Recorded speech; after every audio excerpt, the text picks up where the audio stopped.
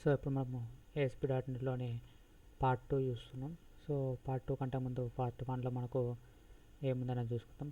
So మనకి ఇక్కడ చూసినట్టయితే ASP.NET పార్ట్ 1లో ఫస్ట్ మనం ఏం తీసుకున్నాము, ఇక్కడ మనకు ASP.NET MVCలో మనకు కంట్రోలర్ ఉంది, తర్వాత ఒక యాక్షన్ మెథడ్ ఉంది. ఇది MVC పార్ట్ 1. ఇది పార్ట్ 1లో వచ్చేసి మనకు ఫస్ట్ VBag అనేది తెలుసుకున్నాము. సో VBag అంటే ఏంటి అంటే, VBag అనేది ఒక object, it is an object of dynamic type. So ఇది డైనమిక్ టైప్ ఉంటుంది ఆబ్జెక్ట్. ఇది use to send values from controller to view. So VBag అనేది ఏమైతే అంటే కంట్రోలర్ నుంచి వ్యూకి డేటాని ట్రాన్స్ఫర్ చేయడానికి మనం VBagని యూజ్ చేస్తాము. అలాగే it stores values in property. So ఇది ఏం చేస్తా అంటే మనకు ప్రాపర్టీస్లో స్టోర్ అవుతాయి. సో ప్రాపర్టీస్ అంటే ఏంటి, మనకు మోడల్ క్లాస్లో ఉండేటివన్నీ కూడా మనకు ప్రాపర్టీస్ కదా. సో VBagలో అంటే ఎప్పుడైతే మన లాగిన్ పేజ్లో డీటెయిల్స్ అనేది ఎంటర్ చేస్తామో, సో డీటెయిల్స్ అన్నీ కూడా మనకు మోడల్ క్లాస్లో ఉన్న ప్రాపర్టీస్ అనే ఫోల్డర్లో అది స్టోర్ అవుతుంది. ఓకే. అలాగే type cast data type conversion is not required. అంటే ఈ VBagకి ఈ డైనమిక్ ఆబ్జెక్ట్ టైప్. ఆబ్జెక్ట్ అంటే ఏంటి, మనకు అందులో మనకు ఎలాంటి వాల్యూస్ అయినా స్టోర్ చేసుకోవచ్చు కదా. అందుకనే ఇది మనకు type cast data type conversion is not required. So ఇక్కడ అవసరం లేదు, టైప్ కాస్టింగ్ ఏ అవసరం అనేది లేదు. సో ఇక్కడ చూసినట్టయితే మనకు ఒక గెట్ మెథడ్ అని తీసుకున్నాడు. అందులో మనకు VBag డాట్ ఫస్ట్ నేమ్ అని తీసుకున్నాడు, ఈక్వల్ టు సునీల్ అని తీసుకున్నాడు. సో దాన్ని మనము వ్యూలో చేయాలి అనుకుంటే ఇక్కడ @VBag డాట్ ఫస్ట్ నేమ్ అని టైప్ చేస్తే మనకు అది రిజల్ట్ అనేది మనకు వచ్చేస్తుంది. అలాగే దాని తర్వాత ఏం చూసుకున్నాం, మనము రౌటింగ్ చూసుకున్నాము. సో రౌటింగ్ అంటే ఏంటి, రౌటింగ్ అనేది మనకు ISPలో 2 టైప్స్ ఆఫ్ రౌట్స్ ఉంటాయి. సో ఫస్ట్ వన్ వచ్చేసి మనకు conventional routing, and second one వచ్చేసి attribute routing. So conventional routing అంటే ఏంటి అంటే, మనము యాప్ డాట్ స్టార్ట్ ఫోల్డర్ ఉంటుంది కదా, అందులో మనము రౌటింగ్ అనే ఫోల్డర్ ఉంటుంది, అందులో మనము రౌటింగ్స్ అనేది డిక్లేర్ చేస్తాము. అలాగే ఇక్కడ ఏంటి అంటే మనకు ఇప్పుడు ఈ రౌట్స్ అనే ఫోల్డర్లో మనము ఇప్పుడు కంట్రోల్లో మనము ఇష్టమైన నేమ్ కూడా ఇచ్చుకోవచ్చు. ఎట్లా అంటే మనకు ఇక్కడ ఫస్ట్ మనము ఏది మన యాప్ సెట్టింగ్ అనే ఫోల్డర్ ఉంది కదా, అందులో డిక్లేర్ చేసుకోవచ్చు ఇది. సో ఇక్కడ చూసినట్టయితే మనకు రౌట్ అనేది ఎక్కడ ఉంటుంది, మనకు యాప్ స్టార్ట్లో మనకు రౌట్ కాన్ఫిగర్ డాట్ సిఎస్ అనే ఫైల్ ఉంది. సో ఇక్కడ మనం రౌటింగ్ అనేది డిక్లేర్ చేస్తాము. ఓకే. అలాగే ఇక్కడ మనకు డిఫాల్ట్ ఫస్ట్ ఏమవుతుంది, కంట్రోలర్ ఉంది, తర్వాత యాక్షన్ మెథడ్ ఉంది. సో కంట్రోలర్లోనే యాక్షన్ మెథడ్ ఫస్ట్ కాల్ అవుతుంది. అలాగే మనకు ఇక్కడ మ్యాప్ డాట్ రూట్స్ అనేది ఇంపోర్ట్ చేసుకొని దాని తర్వాత మనం కంట్రోలర్లో మనకు ఏదైతే ఇట్లా రౌట్స్ అన్ని తీసుకోవాలి. సో రౌట్ అనే అట్రిబ్యూట్ తీసుకొని ఆ రౌట్ అనే అట్రిబ్యూట్ తర్వాత మనకు ఏదైతే నేమ్ కావాలో ఆ నేమ్ అనేది మనం ఇక్కడ ఇచ్చుకుంటాము. అంటే నా URLలో నాకు ఇక్కడ వచ్చేసి మనకు మెథడ్ ఏమేమి ఉంది, ఇండెక్స్ అని ఉంది. సో నాకు ఇండెక్స్ అని ఎంటర్ అనేది చేయాలని లేదు, కాబట్టి నాకు ఇక్కడ ABC ఎంటర్ చేయాలనుకుంటే అప్పుడు నేను URLలో జస్ట్ ABC అని టైప్ చేస్తే మనకు ఈ మెథడ్ అనేది ఎగ్జిక్యూట్ అయిపోతుంది. సో మన ఇష్టమైన రౌటింగ్ అనేది మనం డిక్లేర్ చేసుకోవచ్చు. సో ఇది మనకేంటంటే కన్వెన్షనల్ రౌటింగ్ ఇది. తర్వాత మనకు ఇంకోటి ఏముందంటే అట్రిబ్యూట్ రౌటింగ్ ఉంది. సో అట్రిబ్యూట్ రౌటింగ్ అని ఏంటి అంటే, మనం ఆ అట్రిబ్యూట్ రౌటింగ్ అంటే ఇంతకుముందు మనం చెప్పినట్టు అది ఏదైతే ఉందో రౌట్ అని డిక్లేర్ చేస్తామో అది మనకు attribute routing.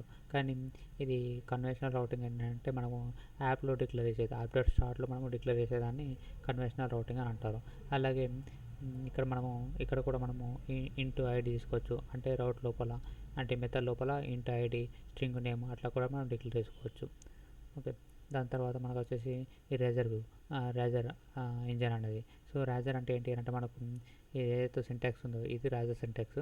So razor is a view engine. ఇది view engine has set of rules which are followed while designing or creating web page. Razor works with C# language. So razor అనేది C# లాంగ్వేజ్తో మనకు work అవుతుంది. అందుకనే దాని యొక్క extension వచ్చేసి .cshtml అని ఉంటుంది. అలాగే మనకు ఈ రేజర్ వ్యూ అని ఏం చేస్తా అంటే, మనకు ఎప్పుడైతే మనము వ్యూని క్రియేట్ చేస్తాం కదా, అవి ఏదైతే ఇది .cshtml మనకు ఫైల్ ఉంటుంది కదా, సో ఇది మనకు C# ఫైల్ ఇది. కానీ దీన్ని మనము బ్రౌజర్కి డైరెక్ట్గా ప్రింట్ చేయలేము కదా, ఎందుకంటే బ్రౌజర్కి ఓన్లీ HTML కోడ్ అర్థమవుతుంది కాబట్టి. సో ఈ రేజర్ వ్యూ ఏం చేస్తాం అంటే ఆ .cshtml ఫైల్ని మనకు ప్యూర్ HTML ఫైల్గా కన్వర్ట్ చేస్తుంది ఈ రేజర్ వ్యూ ఇంజన్ అనేది. సో అందుకనే మనకు ఇది దానివల్ల మనకు చాలా అడ్వాంటేజ్ అనేది ఉంటుంది. అలాగే ఇంకోటి వచ్చేసి మనకి ఏముంది తర్వాత వర్కింగ్ విత్ మోడల్స్. సో మోడల్స్తో వర్క్ చేయడానికి ఎలా అనేది చూసుకుందాము. సో సో ఫస్ట్ మనకు మోడల్స్ అనేది ఏం చేస్తామంటే మోడల్లో మనకు ఏదే ప్రాపర్టీస్ అని ఉంటాయి మోడల్ క్లాస్లో. కంట్రోలర్ క్లాస్లో మనకు యాక్షన్ మెథడ్స్ ఉంటాయి. ఓకే, అలాగే మోడల్స్ మనము రెండు ఫైల్స్ క్రియేట్ చేసుకోవచ్చు. ఒకటి మోడల్ ఫోల్డర్ అంటే ప్రాపర్టీస్ కోసము, తర్వాత ఇంకో ఫోల్డర్ వచ్చేసి మనకు డేటా యాక్సెస్ లేయర్ కోసం కూడా వాడుకోవచ్చు. అంటే డేటా యాక్సెస్ లేయర్ కానీ మనకు రిపోజిటరీ లేయర్ కానీ వాడుకోవచ్చు. అది మనము .cs అనే ఫైల్ తోటి ఎక్స్టెన్షన్ తోటి మనం యూజ్ చేస్తాము. అలాగే ఇక్కడ చూస్తే మనకు రెండు ప్రాపర్టీస్ ఉన్నాయి, ఐడి నేమ్ అనేది. దాని తర్వాత మనకు కంట్రోలర్ ఉంది. కంట్రోలర్లో వచ్చేసి మనకు అది ఫైల్ నేమ్ ఇక్కడ యూజింగ్ కీవర్డ్ యూజ్ చేసుకోవాలా. యూజింగ్ అనే కీవర్డ్ యూజ్ చేసి మన అప్లికేషన్ నేమ్ తర్వాత మోడల్స్ అనే నేమ్ ఏదైతే ఉందో అది మనము ఇంపోర్ట్ చేసుకోవాలి. దాని తర్వాత మనకు ఇక్కడ కలెక్షన్ ఆఫ్ ఈ క్లాస్ ఏదైతే ఉందో జాబ్ అనే క్లాస్కి దీనికి మనము లిస్ట్ని క్రియేట్ చేస్తున్నాము. సో లిస్ట్లో మనము లిస్ట్ ఎందుకు వాడతామంటే టు స్టోర్ మల్టిపుల్ వాల్యూస్, అది మనం లిస్ట్ అనేది యూజ్ చేస్తాము. అందుకని ఇక్కడ వాల్యూస్ అనేది తీసుకొని బీవ్లో మనకు ఫర్ ఈచ్ వాడి యూజ్ చేస్తుండ్రు. సో ఫర్ ఈచ్ ఎందుకు వాడుతున్నా అంటే మల్టిపుల్ వాల్యూస్ ఉన్నాయి కాబట్టి దాన్ని ఒక్కొక్కదాన్ని ఇటరేట్ చేయడానికి మనకు ఫర్ ఈచ్ వాడి item dot in item in model అంటే property to get values from controller action method. So ఈ మోడల్ ఎందుకు వాడతాం అంటే మనము అందులో ఉన్న వాల్యూస్ని ఇక్కడ తెచ్చుకోవడానికి. సో ఇక్కడ వాల్యూస్ అన్నీ స్టోర్ అవుతాయి. తర్వాత మనం ఇన్నవన్న వాడినాం కాబట్టి ఈ వాల్యూస్ అన్ని ఐటెంలోకి స్టోర్ వెళ్ళిపోతాయి. సో అక్కడ మనము ఐటమ్ డాట్ ఐడి అంటే మనకు ఐడి వస్తుంది, ఐటమ్ డాట్ నేమ్ అంటే నేమ్ అన్నది వస్తుంది. సో ఈ వాల్యూస్ అన్నీ కూడా మనకు ఇక్కడ స్టోర్ అవుతుంది. అలాగే దాని తర్వాత మనకి ఏముంది, హెల్పర్ మెథడ్స్ ఉంది. So HTML helper methods HTML helper methods are used to create web pages on website.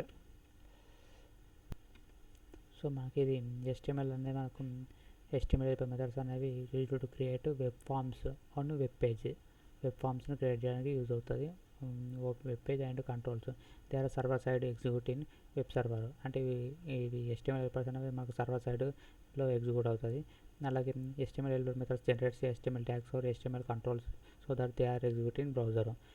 అలాగే ఇది మనకు ఫర్ బటన్స్ అంటే HTML helpers మనకు బటన్ క్రియేట్ చేయడానికి మనకు బటన్ ట్యాగ్ లేదు ఇందులో. అందుకే మనము ఇది HTML అంటే ఎలిమెంట్ని వాడతాము. అంటే input type equal to submit అని తీసుకొని దానికి వాల్యూ మనము సేవ్ అని కానీ క్రియేట్ అని కానీ అట్లా తీసుకుంటాము. అంటే ఇందులో మనకు బటన్ అట్రిబ్యూట్ అనేది లేదు. తర్వాత మనకు ఇక్కడ చూసినట్టయితే ఏముంది, లేబుల్ అనేది తీసుకున్నాడు. సో ఇక్కడ మనకు ఒక యూజర్ కంట్రోల్ తీసుకున్నాడు. కంట్రోలర్లో మాకు క్రియేట్ అనే మెథడ్ ఉంది. తర్వాత యాడ్ వ్యూ క్లిక్ చేసుకున్నాడు. దానికి మనకు HTML డాట్ బిగిన్ ఫామ్ తీసుకొని HTML dot label text box ఇట్లా తీసుకున్నాడు. సో ఇది మనకు ఏంటి అంటే స్టాండర్డ్ టైప్ వ్యూ అంటారు దీన్ని. ఇది వన్ వే డేటా బైండింగ్ జరుగుతుంది దీనివల్ల. అలాగే దాని తర్వాత మనకు స్ట్రాంగ్లీ టైప్డ్ వ్యూ మనం ఎందుకు వాడతామని అంటే మెయిన్గా టూ బై డేటా బైండింగ్ అనేది జరుగుతుంది ఇందులో. అలాగే క్రియేటింగ్ యూజింగ్ ఇది స్ట్రాంగ్లీ టైప్డ్ దేనివల్ల యూజ్ అవుతా అంటే created using properties model class. So model క్లాస్లో ఉన్న ప్రాపర్టీస్ని బట్టి మనకి ఇది వ్యూ అనేది క్రియేట్ అవుతుంది. The values given in the view are stored in the properties in model class. So values అనేది మనకు మోడల్ క్లాస్లో ఉన్న ప్రాపర్టీస్లో అనే దాంట్లో మనకు స్టోర్ అవుతుంది. వ్యూలో ఏదైతే మనకు టెక్స్ట్ బాక్స్ ఉంటాయి కదా, లాగిన్ ఫామ్లో డీటెయిల్స్ ఏదైతే ఉంటాయో అవన్నీ ఎంటర్ చేసిన తర్వాత సేవ్ అని క్లిక్ చేస్తే ఆ వాల్యూస్ అన్నీ కూడా మనకు మోడల్ క్లాస్లో ఉన్న ప్రాపర్టీస్లో స్టోర్ అవుతుంది. అలాగే ఫర్ నార్మల్ వీక్ మనం ఎలా ఉంటుంది, HTML dot label text box అని ఉంటుంది. కానీ స్ట్రాంగ్ టైప్డ్ వ్యూకి వచ్చేసి మనకు టెక్స్ట్ బాక్స్ ఫర్ అని ఉంటుంది. ఇక్కడ టెక్స్ట్ బాక్స్ ఉంటుంది, ఇక్కడ టెక్స్ట్ బాక్స్ ఫర్ అని ఉంటుంది. అలాగే దీనికి మనము ఇది వాడటానికి మనము లాంబ్డా ఎక్స్ప్రెషన్ యూజ్ చేస్తాము. సో లాంబ్డా ఎక్స్ప్రెషన్ ఎందుకు వాడతారంటే it is used to access the properties in model class. It is used to bind or map a view with model class so that the data is transferred between view and model class. It is used to bind the controls in view with properties in model class. So properties in model క్లాస్లో మాకు bund అవుతుంది. అలాగే ఇక్కడ text box for అనేది అంటే it stores data in string format because it generates text values in type attribute. So text box for అన్న మనకు store data in string ఫార్మాట్లో మనకు స్టోర్ అవుతాయంట. అలాగే టెక్స్ట్ బాక్స్ ఫర్ అనేది మనకు ఎలా ఉంటుంది, ఇన్పుట్ టైప్ టెక్స్ట్ ఇట్లుంటుంది. కానీ ఎడిటర్ 4 ఉంటుంది. సో ఎడిటర్ 4 అన్న మనకి ఎందుకు యూజ్ అవుతా అంటే it generates type attribute values based on the properties. So దాని ఒక ప్రాపర్టీస్ని బట్టి ఇప్పుడు ఇంటూ ఐడి మనకు ప్రాపర్టీస్ ఉంటాయి కదా, ఇంటూ ఐడి అనేది. సో ఆ ప్రాపర్టీని బట్టి ఇది టైప్ అనేది తీసుకుంటుంది, రిటర్న్ టైప్ని తీసుకుంటుంది based on the property return type in model class. అలాగే మనకి ఇక్కడ చూసినట్టయితే ఎడిటర్ 4 అన్న వాడి టైప్ నంబరు టెక్స్ట్ ఇట్లా తీసుకుంటాము. సో ఇది కొంచెము మనకు ఎక్కువ వాలిడేషన్ అనేది ఇస్తుంది. అలాగే ఇక్కడ చూసినట్టయితే మనకు ఒక మోడల్ క్లాస్ ఉంది. మోడల్ క్లాస్లో ఏమైనా ఉంది, క్లాస్ నేమ్ వచ్చేసి మోడల్ ఉంది. ఇంట్లో 2 అట్రిబ్యూట్స్ ఉన్నాయి, ఒకటి ఎఫ్ నేమ్, తర్వాత లాస్ట్ నేమ్ ఉంది. తర్వాత మనకు కంట్రోలర్ తీసుకున్నాడు, కంట్రోలర్ నేమ్ వచ్చేసి యూజర్ కంట్రోలర్. అలాగే ఇక్కడ మనకు ఇండెక్స్ మెథడ్ ఉంది, తర్వాత క్రియేట్ అనేది గెట్ మెథడ్ ఉంది, ఆ తర్వాత క్రియేట్ అనేది మనకు పోస్ట్ మెథడ్ ఉంది. సో మనం ఇక్కడ ఏం చేస్తున్నామంటే యూజర్ మోడల్, అంటే మనకు మోడల్ క్లాస్ నేమ్ వచ్చేసి యూజర్ మోడల్ కదా. ఇక్కడ చూస్తే user model actually class name వచ్చేసి మనకు యూజర్ మోడల్. ఇది యూజర్ మోడల్ క్లాస్ ఇది. ఓకే, ఈ క్లాస్ నుంచి మనము ఏం చేస్తున్నాం అంటే దానికి ఆబ్జెక్ట్ ఇక్కడ మనకు ఆబ్జెక్ట్ అనేది క్రియేట్ చేస్తున్నాము. సో ఇక్కడ చూస్తే మనకు ఆబ్జెక్ట్ అనేది క్రియేట్ చేసాడు. దాని తర్వాత మనకు ఇఫ్ మోడల్ స్టేట్, అంటే model state is valid. So is valid అనేది ఒకవేళ వ్యాలిడ్ అయినట్టయితే మనకు ట్రూని రిటర్న్ చేస్తుంది. రీడైరెక్ట్ టు ఇండెక్స్, అంటే ఇండెక్స్ పేజ్కి రీడైరెక్ట్ అవుతుంది ఒక వాల్యూస్ అనేది ట్రూ అయితే, లేకుంటే మనకు ఎర్రర్ అనేది చూపిస్తుంది. సో ఇక్కడ చూసినట్టయితే మనకు స్కేఫోల్డింగ్ విత్ స్కేఫోల్డింగ్ వాడి చేసిండు. అందుకనే ఈ లేబుల్ 4 అని వాడి లాంబ్డా ఎక్స్ప్రెషన్లో మనకు M lambda expression M dot F name M dot last name అని యూజ్ చేసి మనకు ప్రింట్ చేసిండు. సో ఇందులో మనకు ప్రాపర్ ఇప్పుడైతే మనకు ఆ వాల్యూస్ అని ఎంటర్ చేస్తామో, సేవ్ అని క్లిక్ చేయగానే ఆ వాల్యూస్ అన్నీ కూడా మనకి ఎక్కడ స్టోర్ అవుతాయి అంటే ఇక్కడ ఓపీజే ఉంది కదా, ఇక్కడ స్టోర్ అయిపోతాయి వాల్యూస్ అనేది. ఇక్కడ ఓపీజేలో మనకు వాల్యూస్ అనేది స్టోర్ అయిపోతాయి. అలాగే దాని తర్వాత మనకి ఏమున్నది, ఇక్కడ మనకు అట్రిబ్యూట్స్ ఉంది. సో అట్రిబ్యూట్ అంటే ఏంటి అంటే it is A C# class given on the it is A C# class given on the class on class or interface or method or property. It is used to give additional declaration information or used to specify the behavior. It is used to specify what the class, interface, method, property should do.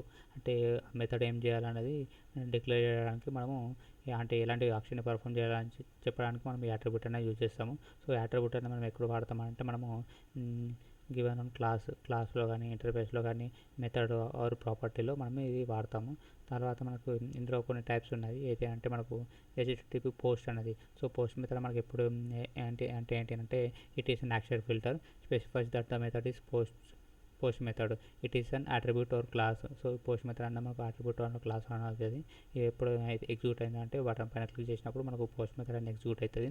తర్వాత get method. So get method execute when you type URL in browser or when you click on hyperlink. So hyperlink పైన కానీ లేకుంటే URL పైన click చేసినప్పుడు మనకు get request అనేది జరుగుతుంది. అలాగే controller class contents get to post put delete. Controller class మనకి ఏముంటాయి, అన్ని మెథడ్స్ ఉంటాయి కదా, అవన్నీ అట్రిబ్యూట్స్ కదా. గెట్ పోస్ట్ డిలీట్ అప్డేట్ పుట్టు ఇవన్నీ కూడా మనకు ఉంటాయి కంట్రోలర్లో. అలాగే పోస్ట్ మెథడ్ అనేది మనకు బటన్ క్లిక్ చేసినప్పుడు జరుగుతుంది. తర్వాత మనకి ఏంటంటే మోడల్ స్టేట్ అంటే ఏంటంటే property used to get the state of the model class, అంటే మోడల్ క్లాస్ యొక్క స్టేట్ని తెచ్చుకోవడానికి ఇది యూజ్ అవుతుంది. If data is there then property value is true. Is valid property returns true if the model class contains valid data. Okay, is valid అనేది ఏదో class ఉందో అది అందులో వాల్యూస్ అనేది మనకు ఏంది మన ప్రాపర్టీ వాల్యూస్ అనేది ట్రూ ఉన్నట్టయితే అది ట్రూని రిటర్న్ చేస్తుంది, లేకుంటే ఫాల్స్ని రిటర్న్ చేస్తుంది. Until if you click on submit button get method will get executes. only get method will get execute, but after clicking on the submit button then only post method will get execute. After clicking on submit button then the values which you are given will go to the properties in model class and then from there to database. So మనకు values అనేవి ఎక్కడ store అవుతాయి అంటే ప్రాపర్టీస్లో మన view పైన button పైన click చేయగానే values అనేవి మనకు మోడల్ క్లాస్లో ఉన్న ఆబ్జెక్ట్లోకి వెళ్ళిపోతాయి. సో అక్కడ నుంచి ఆబ్జెక్ట్ నుంచి మనకు డేటాబేస్కి అది మూవ్ అయిపోతుంది. తర్వాత data annotations. So data annotations అనేది మనకు వ్యాలిడేషన్స్కి చేయడానికి పడతాము. So data annotations are attributes or class given on the properties in model class. So model class ఒక ప్రాపర్టీస్ పైన ఇస్తాము, అంటే ఇంటి ఐడి ఉంటుంది కదా, సో దానిపైన మనము ఈ ప్రాపర్టీస్ అనేది ఇస్తాము, డేటా అనటైజేషన్ అనేది. అలాగే model class contents more than one data annotation. So ఈ డేటా అనటేషన్ ఒకటే కాదు, సింగిల్ కాదు, మల్టిపుల్గా కూడా మనం ఇవ్వచ్చు. అలాగే predefine data annotations are existing in system.component model.data annotations అనే నేమ్ స్పేస్లో ఉన్నాయి. ఏది system.component model.data annotations అనే నేమ్ స్పేస్లో మనకి ఉన్నాయి. అలాగే ఇక్కడ మనకు చూసుకున్నట్టే రిక్వైర్డ్ అయిన ఒకటి డేటా అనోటేషన్ ఉంది. సో రిక్వైర్డ్ అనేది ఏంటి అంటే నల్ ఉండదు. ఒకవేళ వాల్యూస్ అనేవి నల్ ఉన్నట్టయితే మనకు ఎర్రర్ అనేది చూపిస్తుంది. డిస్ప్లే ఎందుకు వాడతామంటే టు గివ్ క్యాప్షన్, అంటే క్యాప్షన్ దానికి క్యాప్షన్ ఇవ్వడానికి ఇది వాడతాము. అలాగే కంపేర్ అంటే used to compare values in two properties. Two properties పైన వాల్యూస్ అనేది ట్రూ ఉన్నాడా లేదా చెక్ చేసుకోవడానికి. అంటే ఎట్లాంటివి అంటే మనకు యూజర్ అంటే పాస్వర్డ్, కన్ఫర్మ్ పాస్వర్డ్ అట్లా ఉంటాయి కదా, అట్లాంటివి. తర్వాత రేంజ్ తర్వాత డేటా టైప్. దాని తర్వాత మనకు ఇక్కడ చూసినట్టయితే ఒక క్లాస్ ఉంది. ఇక్కడ మనకు క్లాస్ అనేది మోడల్ క్లాస్ తీసుకున్నాడు. సో మోడల్ క్లాస్కి నేమ్ వచ్చేసి మూవీ అని ఇచ్చిండు. దాని తర్వాత మనం మోడల్ క్లాస్లో మనకు ప్రాపర్టీస్ అనేవి యూజింగ్ సిస్టమ్ డాట్ మనము ప్రాపర్టీస్ వాడుతున్నాం కాబట్టి డాటా అనోటేషన్ అనేది దాన్ని ఇంపోర్ట్ చేసుకోవాలి. సో ఇంపోర్ట్ చేసుకోవాలంటే యూజింగ్ అనే కీవర్డ్ యూజ్ చేసి system dot component model dot data annotations అనేది ఇంపోర్ట్ చేసుకోవాలా. దాని తర్వాత మనకు క్లాస్ తీసుకున్నాడు మూవీ అనే క్లాస్. దీంట్లో మనకు ఒకటి ప్రైవేట్ ఇంట్ ఐడి అని ఉంది. సో ఐడి అనేది మనకు కన్వీనియంట్గా లేదు కాబట్టి దానికి నేమ్ ఏమర్చుకున్నాడు, display name equal to movie ID. So movie ID అనేది కొంచెం కన్వీనియంట్ ఉంటుంది కాబట్టి మనకు మూవీ ఐడి అనేది క్యాప్షన్ ఇచ్చిండు. దాని తర్వాత దానికి రిక్వైర్డ్ అనేది కూడా ఇచ్చిండు. సో రిక్వైర్డ్ అంటే ఎంటీ అనేది ఉండదు. ఎంటీ ఇస్తే మనకు అది ఎర్రర్ అనేది త్రో చేస్తుంది. దాని తర్వాత ఏముంది, ఇంకోటి ఉంది, ఏది మనకు రిలీజ్ డేట్ ఉంది. సో రిలీజ్ డేట్కి మనకి ఏమైనా ఉంది, public date time release date అని ఉంది. అంటే డేట్ టైం అనేది తీసుకున్నాడు. సో డేట్ టైం అనేది దానికి మనకు అట్రిబ్యూట్ ఏమి ఇచ్చిండు, రిక్వైర్డ్ ఇచ్చిండు, అంటే నల్ ఉండదని. తర్వాత డేటా టైప్ డాట్ డేట్.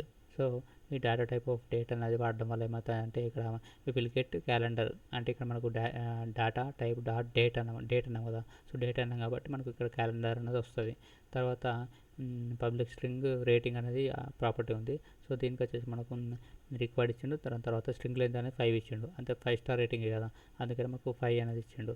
దాని తర్వాత మనకు ఒకటి కంట్రోలర్ క్లాస్ తీసుకున్నాడు.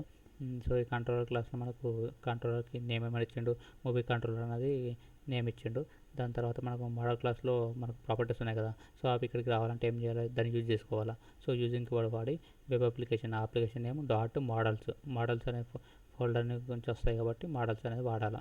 తర్వాత క్లాస్ తీసుకున్నాడు మూవీ కంట్రోలర్ అనేది, దాన్ని ఎక్స్టెండ్ చేసుకున్నాడు. కంట్రోలర్ అనేది పేరెంట్ క్లాస్ కాబట్టి. దాని తర్వాత మనకు ఒక మెథడ్ ఉంది, ఇండెక్స్ అనే మెథడ్ ఉంది. దాని తర్వాత క్రియేట్ అనే మెథడ్ ఉంది. ఇది గెట్ మెథడ్, ఇది పోస్ట్ మెథడ్. సో దీనికి ఒక రిటర్న్ టైప్ వచ్చేసి యాక్షన్ రిజల్ట్ అనేది ఉంది. దాని తర్వాత మనకి ఏముంది, ఒకవేళ మన పబ్లిక్ యాక్షన్ రిజల్ట్ క్రియేట్ అనే మెథడ్లో మనకు ఆబ్జెక్ట్ అనేది క్రియేట్ చేస్తుండు. సో మన మోడల్ క్లాస్ యొక్క నేమ్ ఏంటి, మూవీ కాబట్టి ఆ మూవీ క్లాస్కి మనం ఆబ్జెక్ట్ అనేది క్రియేట్ చేసిండు. దాని తర్వాత model state. So model state dot is valid. So అందులో ఉన్న డీటెయిల్స్ అనేది వ్యాలిడ్ అయినట్టయితే అప్పుడు మనకు రీడైరెక్ట్ టు యాక్షన్ అనేది ఇండెక్స్ మెథడ్ అనేది మనకు రీడైరెక్ట్ అవుతుంది. ఇది use. So without scaffolding. So ఇక్కడ మనము ఏం చేసిండు, ఇక్కడ ఏదైతే మెథడ్ ఉందో క్రియేట్ అనే మెథడ్ దానిపైన రైట్ క్లిక్ ఇచ్చేసి మనకు వ్యూ అనేది క్రియేట్ చేసిండు. వ్యూ క్రియేట్ చేసిన తర్వాత దాన్ని ఇక్కడ మనం యూజ్ చేసుకోవాలి కాబట్టి ఫస్ట్ @model ఎం అనే స్మాల్ లెటర్ ఉంటుంది. @model వెబ్ అప్లికేషన్ మన అప్లికేషన్ నేమ్. తర్వాత మోడల్స్ అనేది ఫోల్డర్. సో మోడల్స్ అనే ఫోల్డర్ మనకి ఎన్ని ఉండొచ్చు, ఒకటి హోమ్ పేజ్, అబౌట్ పేజ్, ఇట్లా చాలా ఉంటాయి కదా. సో దేన్ని క్రియేట్ చేయాలంటే దాన్ని నేమ్ ఇవ్వాలి. సో మనమైతే మనము మోడల్ అనే క్లాస్ ఉంది కాబట్టి మనకు మోడల్ అనేది యూజ్ చేస్తున్నాం. సో దీన్ని బట్టి మనకు ఇది వ్యూ అనేది క్రియేట్ అవుతుంది. సో అందులో మనకు మూవీ అనే దాంట్లో మనకి ఎన్ని ప్రాపర్టీస్ ఉన్నాయి, ఒకటి మనకు ఐడి ఉంది, తర్వాత రివ్యూ, తర్వాత రేటింగ్, అట్లా 3 ఉన్నాయి కదా, అందుకనే ఇట్లా వాడాడు. సో దీనికి ఏమి ఇచ్చిండు, మనకు టెక్స్ట్ బాక్స్ టేబులర్ ఫార్మాట్లో తీసుకున్నాడు. లేబుల్ ఫర్ ఆఫ్ ఈఐడి అని ఇచ్చుకున్నాడు. సో మనకు ఈఐడి అంటే మనకు అక్కడ మనం ఏమి ఇచ్చుకున్నాం, డిస్ప్లేలో మూవీ ఐడి ఇచ్చినాం కాబట్టి ఇట్లా మనకు మూవీ ఐడి అని వస్తుంది. దాని తర్వాత టెక్స్ట్ బాక్స్ వస్తుంది. దాని తర్వాత ఇంకొకటి వస్తుంది. అయితే ఇట్లా మనకు క్రియేట్ అవుతుంది. ఎందుకంటే మనకు 3 టీడీలు కదా, టీడీ. సో మనకు 3 టీడీలు అనేది ఇట్లా వస్తుంది. అయితే ఎప్పుడైతే మనము డీటెయిల్స్ అని ఎంటర్ చేస్తామో, ఇందులో రాంగ్ డీటెయిల్స్ ఎంటర్ చేస్తే మనకి ఎర్రర్ అనేది ఇక్కడ చూపిస్తుంది. దాని పక్కన ఆ బాక్స్ పక్కన మనకి ఎర్రర్ చూపిస్తుంది. సో ఇది ఈ విధంగా వర్క్ అవుతుంది. దాని తర్వాత మనం ఏం చేయాలంటే యాప్ డాట్ స్టార్ట్ అనే ఫోల్డర్లో మనకు రౌట్ కన్ఫిగ్ ఉంటుంది. అందులో మనకు కంట్రోలర్ నేమ్ అలాగే మెథడ్ నేమ్ చేయాలి. సో ఇది దానివల్ల యూజ్ అనేది. ఇది పార్ట్ 1. పార్ట్ 2 వచ్చేసి ఇక్కడ ఉంది. దాని తర్వాత సో ఇక్కడ చూసినట్లయితే మనకు పార్షియల్ వ్యూ తీసుకున్నాము. సో పార్షియల్ అంటే యాక్షన్ ఫిల్టర్ తీసుకున్నాము. సో యాక్షన్ ఫిల్టర్స్ ఏంటి అంటే మనకు data annotations will give for data annotations we use data annotations and properties in model class. So data annotation ఎక్కడ వాడతాం మనము? మోడల్ క్లాస్లో ఉన్న ప్రాపర్టీస్కి వాడతాము డేటా అనటైజేషన్ అనేది. అలాగే యాక్షన్ ఫిల్టర్స్ ఎక్కడ వాడతామంటే it is an attribute or class, it is used to perform specific task on method in controller. So ఇవన్నీ మనకు కంట్రోలర్లో ఉన్న మెథడ్ ఉంటాయి కదా, ఇండెక్స్ మెథడ్, హోమ్ మెథడ్ ఇట్లా. సో ఆ మెథడ్ పైన యూజ్ చేసుకోవడానికి వాడతాము. అలాగే single method in controller can have more than one action filter and also called as action attribute. So మనకు ఆ మెథడ్లో మనకు సింగిల్ కాదు, మల్టిపుల్ కూడా ఉండొచ్చు. సో తర్వాత దానికి మనకు ఇందులో ఏమేమి ఉంటాయంటే HTTP get, post, output catch, handling error, non action, authorized, validate action, foreign key, ఇట్లా ఫారిజన్ కీ ఇట్లా ఉంటాయి మనకు. ఇందులో మనకు టైప్స్ అనేవి 4 ఉంటాయి. ఒక వచ్చేసి యాక్షన్ ఫిల్టర్, అలాగే authorization filter, action filter, result filter, exception filter. So దీని యొక్క ఆర్డర్ అనేది మ్యాండేటరీ ఇట్లనే ఉండాలి. సో ఇక్కడ మనకు గెట్ అనేది ఉంది. ఆ హెచ్టిటిపి గెట్ అంటే ఏంటి? హైపర్ లింక్ పైన కానీ యూఆర్ పైన క్లిక్ చేసినప్పుడు మనకు ఏదైతే రిక్వెస్ట్ జరుగుతుందో అది మనకు గెట్ రిక్వెస్ట్. తర్వాత హెచ్టిటిపి పోస్ట్ అనేది ఎప్పుడైతే జరుగుతుంది అంటే మనకు ఎప్పుడైతే బటన్ పైన క్లిక్ చేస్తామో అది మనకు పోస్ట్ రిక్వెస్ట్ జరుగుతుంది. అవుట్పుట్ క్యాచ్ అంటే ఏంటి అంటే మనకు బ్రౌజర్ నుంచి రిక్వెస్ట్ అనేది సర్వర్కి వెళ్ళినప్పుడు మల్టిపుల్ రిక్వెస్ట్ అనేది సర్వర్కి వెళ్తే అది సర్వర్ పైన బటన్ పడుతుంది కాబట్టి ఏదైతే మనకు ఎక్కువ రిక్వెస్ట్ ఏదైతే పేజ్కి వెళ్తుందో ఆ పేజ్ని మనము ఒక సపరేట్ క్యాచ్ చేయగానే టెంపర్ మెమరీ లాగా స్టోర్ చేసుకుంటాము. సో నెక్స్ట్ టైం ఏదైతే సేమ్ రిక్వెస్ట్ వెళ్తుందో అప్పుడు మనకు సర్వర్ నుంచి లోడ్ కాకుండా ఇది టెంపరీ మెమరీ నుంచి మనకు లోడ్ అవుతుంది. దానివల్ల మనకు సర్వర్ పైన బటన్ అనేది తగ్గుతుంది. అంటే మల్టిపుల్ రిక్వెస్ట్ అనేది సర్వర్కి వెళ్ళకుండా మనకు యూజ్ అవుతుంది. అది అవుట్పుట్ క్యాచ్. అలాగే handling error. So handling error ఏంటంటే it is used to handle run time errors. So మనకు ఎక్సెప్షన్ ఎర్రర్స్ కానీ రన్ టైంలో ఏదైతే ఎర్రర్ జరుగుతాయో మనకు వాటిని, సో మనకు తెలుసు ఎక్సెప్షన్స్ అనేవి మనకు రన్ టైంలో జరుగుతాయి అన్నీ కూడా.